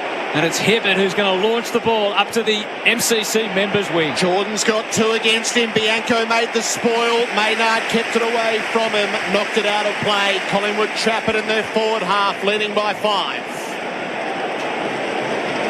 It'll be 55 metres out from the Collingwood goal. Ruckman arrived for the throw-in. Gawn front position. Knocked it down near Oliver. Threw it onto the boot. Bounces it up the line. Fritsch up to meet it. Maynard propelled himself in. Fritsch ended up with it. Ran into Bianco. Got stripped to the footy. Viney's hand pass charged down. Oliver wins a hard ball underneath to Jordan, to Brayshaw. Dragged off it by McCreary, and the kick flopped in short as a result. One back by Bianco. They hold the 3 up on the bench. Bianco has it right in front of those interchange gates. He'll take the territory up the line. May had a fly at it. Didn't come down with it. Gawn knocked it forward momentarily. McCreary's after the hard ball. Crisp lends a hand. Crisp bounces it inside the 50. Hibbert came out, knocked it away from Elliott. Levers caught by Lipinski. Wrapped him up. It'll be a ball up, 30 out from the Collingwood goal. 2 minutes 27 now. To the city end. Our eyes are drawn. Thrown up by the umpire. Cameron versus Gawn. Two-handed from Gawn. Side bottom read it. Off the Crisp. Is there enough on the kick? It cleared May's head and rattled into the post. And it's a 1-goal ball game. 15-5-95 to 13-11-89. 2 minutes 12 to go. Melbourne get it re-entry quickly. Back to half-back, but no further yet. Petrarca overwhelmed by the numbers and knocked off holding the ball. It was all on instinct. Hibbert brought it out quickly, trying to create the play, but Petrarca had the field pitted against him. Pendlebury wins the free kick inside the final 2 minutes, protecting a 1-goal lead. He wants the pocket. He's saying, everybody go to the pocket. Let's spoil it. Create a stoppage. We can protect the ball on stoppage in our own forward pocket. Sideways to Nick Dacos. Here's the entry. May flies. Johnson disputed it in the air. Has to be won at ground level.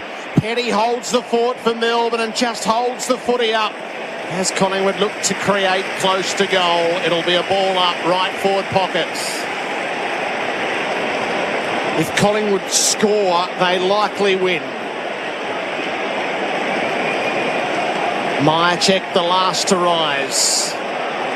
It's all on blood and guts now. Gorn back over his head. It disappears into the skirmish. Oliver's held up with it. Try again. So if you see a Collingwood player, unless he can get the ball, unless he can get a shot at goal, he's heading back into the pack and absorb the tackle and make another stoppage. They just want to kill time. Deep forward for Collingwood. 6 points up. Tap near Josh Dacos. Viney kept it away from him. Oliver tackled. Dispossessed. Hibbert has a go. It fell the way of Hunt in the tackle. Released it. Elliott in the pocket. Confronted by Gorn. It spills away from them and out of play. 65 seconds left in the game. Clock says 32 minutes and 27 seconds. Collingwood fans can barely breathe. They lead by 6 points. Throw it in the pocket. Gorn got the tap. Oliver bursting through Brayshaw. Can they get an opportunity on the football? No, Dacos. Bianco dives on him. Umpire won't read that favourably. He demands them to get it out, but they can't break the deadlock, the gridlock, and the umpire has to call for a ball up. This is brilliant by Collingwood. It's ugly footy. They're just making stoppage after stoppage. They've soaked up 45 seconds and the ball has not moved more than 12 metres. 46 seconds remaining. It's 40 out from goal. Collingwood attacking. Gorn the tap. Dacos kick smothered. Viney trying hard, trying anything. It's still in dispute. The sheer massive humanity over the footy. Brilliant. He's not getting out of there. Brilliant, ugly football. Wow, this is what you know when they give you situations at training. You're trained for this. Gorn thumps it, spikes it back towards the wing. An opportunity at last for Melbourne, but again the Pies get the wealth of numbers around the ball. Noble edges it forward. It's inside the 50. They're waiting for the siren, but May squeezes out a kick. Chris takes the mark. The win. Hugs in the chest mark, and every Collingwood supporter around the MCG would give anything to get out there and give him a collective hug. The umpires are going to let him line up for goal. He'll kick from 53 so he can take his full 30. They'll win. It's all over. It's all over. They cannot be beaten. The siren rings out around the MCG. They've done it again, the Pies. Chris the kick after the siren, but it doesn't matter. It goes 7 points. For a point. They win by 7 points in a truly unforgettable game of football. And this Collingwood team is just a force that can't be stopped. Side by side they stick together to uphold the Magpies' name. See the barricades are shouting as all barricades shout. For the premiership's a cakewalk for the good old Collingwood. It's the thriller that means more than all before. 11 in a row for Collingwood. They have taken Melbourne twice this season, overrunning them on the MCG. The Demons led by 8 points at quarter time, 17 at the half and 7 at three-quarter time. But Collingwood kicked 4 goals to 2 in the final term. In fact, they kicked 7 goals to 3 after half-time. They emerged 7-point victors, 15-6-96 to 13-11-89. They know how to play the game. Side by side they stick together to uphold the Magpies' name. See the barricades are shouting as all barricades shout. Oh, the premiership's a cakewalk for the good old Collingwood. For the winners, Elliott and Johnson kicked 4 goals each. 2 for Myercheck, with singles to Lipinski, DeGoey, Josh Dacos, McCreary and Cox. For Melbourne, 2 for Fritsch and 2 for Brown, and singles to Salem, Petrarca, Viney, Spargo, Langdon, Melcham, Neil Bullen, Sparrow and Pickett. In front of 70,956 fans, Collingwood beat Melbourne by 7 points. Just take this in.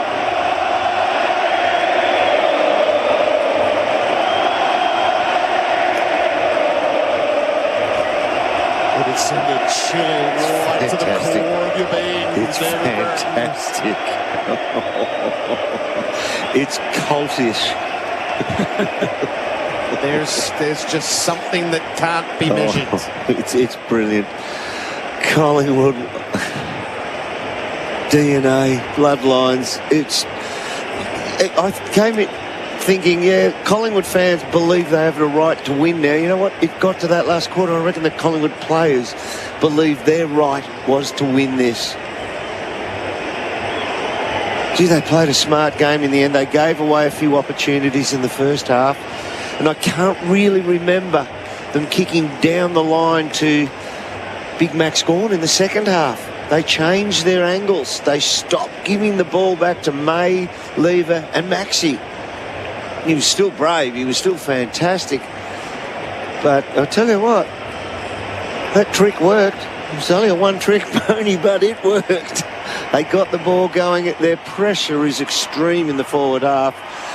And Jamie Elliott didn't have a heap of the ball, but he kicked 4 goals. What he did at ground level. Look at this. Now they celebrate with their fans, asking for more and more and more as they fan out to share the footies. There's a mystical force at play here. The last time I felt this kind of aura was when they knocked over Richmond here in that preliminary final. 2018. It's absolutely brilliant to observe. I said last week they stretched the imagination further than any other team, and really in many a year. Yeah. That's 11 in a row. Well, the good thing is Melbourne haven't been up one week and down the next. Melbourne were up last week, but they got their game back, and guess what? They still had their game back at half-time. So they didn't sag, they didn't wilt, they didn't turn up with a bad game plan, they didn't turn up overconfident. They still gave it Melbourne's best performance until half-time. And Collingwood outplayed them in the second half while they were at the top of their game. Yeah. What an extreme performance and an anomaly with the statistics. I keep saying it with the inside 50s, plus 24, and they won. Sorry, minus 24 inside 50s, and they won the game.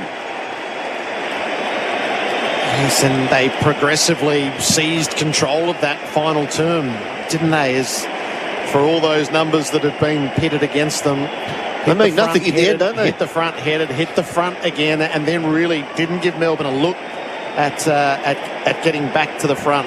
No, 21-7 centre clearances, plus 14 times they went out the front of the centre square. I thought when Maxi went in there with 7 minutes to go, he got the first one out. They ran, Neil Bullen ran into an open goal from 40 out, and then Maxi powered his way to single-handedly kick the ball forward, which Pickett marked. I thought, they'll run over them here. But to go his power around stoppage, their knowledge of how to play the forward half game. I mean, there's a few young heads in this Collingwood team, and we kind of think, yeah, they're young. But I tell you what, they have got a load of experience sprinkled through this team. Not sprinkled, plotted in this team, and they give them knowledge how to win these types of games. It's not by accident. The Magpie players soak up all of what their Collingwood faithful can give. They'll be on such a high as they head down the tunnel to sing the song. They've got a share of first place right now. They're 60 points. They're a game clear of Melbourne. Second is theirs. And the Demons are vulnerable to Sydney, who are only a couple of percentage points behind. And the Swans a chance to add to that against North Melbourne and maybe knock the Demons down to 4th. Well, the D's have got Carlton and then Brisbane in the last round at the Gather. The Magpies had parity with contested possessions in the last quarter, so they fought the fight and then they were able to equalise in that area and play that forward half game. And then the talent of their forwards. I'll tell you what, the kid as well, that set shot after being pushed in the back, Ash Johnson. I mean, that's great to see. Yeah. That's the biggest moment in his sporting life, that boy, right then. It's fantastic to watch those moments. Taylor Adams there to greet all of his teammates. Warm embraces as they come in. And we just watch the belief grow in this group. 7-point victors tonight. And a song that will have a whole lot embedded in it.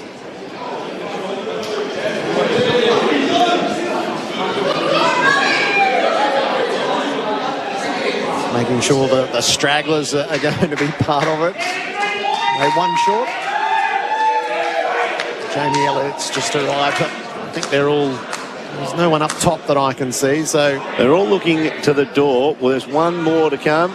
Taylor Adams is in there. He's not joining in the circle. He's having a laugh on the outside.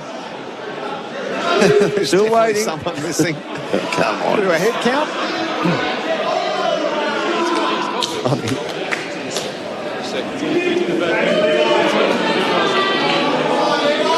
Who is it? It's Jamie Elliott. That brings his kids in.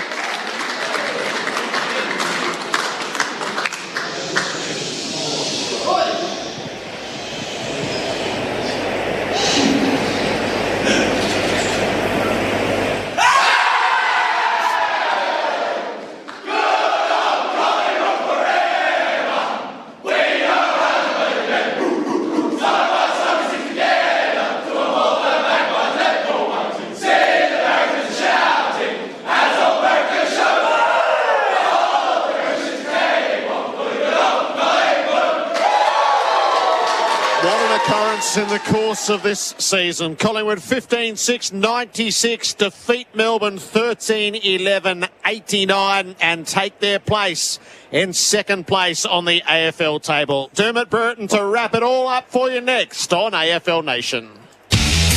That quarter on AFL Nation was for Tyre Power, your match day favourites for tyre safety.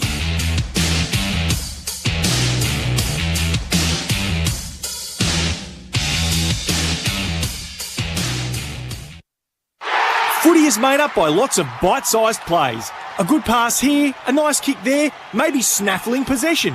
But adding up all of these bite-sized plays can get you big wins. It's the same with Snaffle. Get stuff you want now and pay it off with bite-sized payments. Now that's a huge win. Snaffle.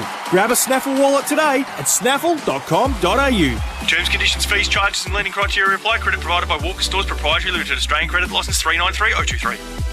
Jetfire heaters from the makers of trusted Australian brand Spitwater are highly efficient, robust and very portable. Industrial, LPG and diesel-fired space heaters. Jetfire heaters come with a fully automatic safe ignition, providing instant reliable heat and are Australian Gas Association approved to the latest safety standards. With distribution, sales and service centres located in Brisbane, Sydney, Albury, Melbourne, Adelaide and Perth, and authorised dealers in all major centres throughout Australia. Call 1-800-SPITWATER now or visit spitwater.com.au today. Safety Steel, time to get real. Tim Watson here. Can you remember as a kid painting goals on the side of your dad's shed and shooting for goals day after day?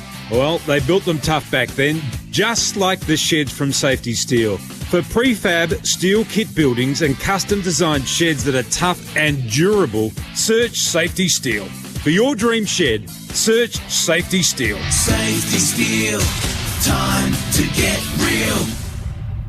At Elders Insurance, our support for our local community is hands-on. From local football to your favourite events, we give back in the ways that matter most to you. And because we live and work where you do, we can take the time to get to know you and your needs, as well as our community. Find your local agent at eldersinsurance.com.au or call 13 56 22. Elders Insurance is underwritten by QBE. Visit eldersinsurance.com.au to read the PDS and TMD to decide if this product is right for you. you. Hello, Frank Walker from National Tiles. Naturally, my first love is beautiful National Floor Tiles. But I must say, this all-new hybrid flooring we have at National Tiles runs a very close second. At National Tiles, prices on hybrid flooring are just incredible. As an example, we've got circa $40 hybrid flooring at just $29.95 every day of the year. That's a massive saving of 25%. So rush into National Tiles now and save. Victorian harness racing just got bigger with all the exciting action on Trots Vision. It's an enhanced online platform with every Victorian harness race streamed live. Enjoy exclusive content, the daily form, tips from Australia's most respected racing analysts and more. Trots Vision brings you all the live action every day at home or on your phone. And best of all, it's free. Lap up Trots Vision. Lap up the trots. Visit thetrots.com.au. All right, I'm going to the bar. We'll be back in a tick. Seriously? They just bounced the ball, mate. Wait till quarter time. Oh, won't be long this time.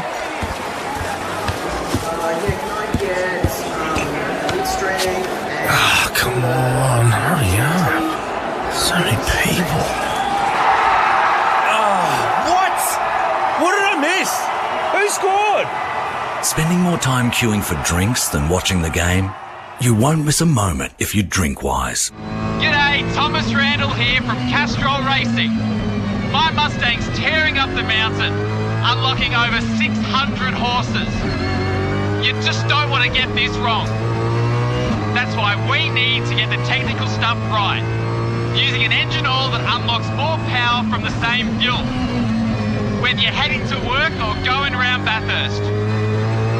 Castrol Edge unlocks the very edge of performance.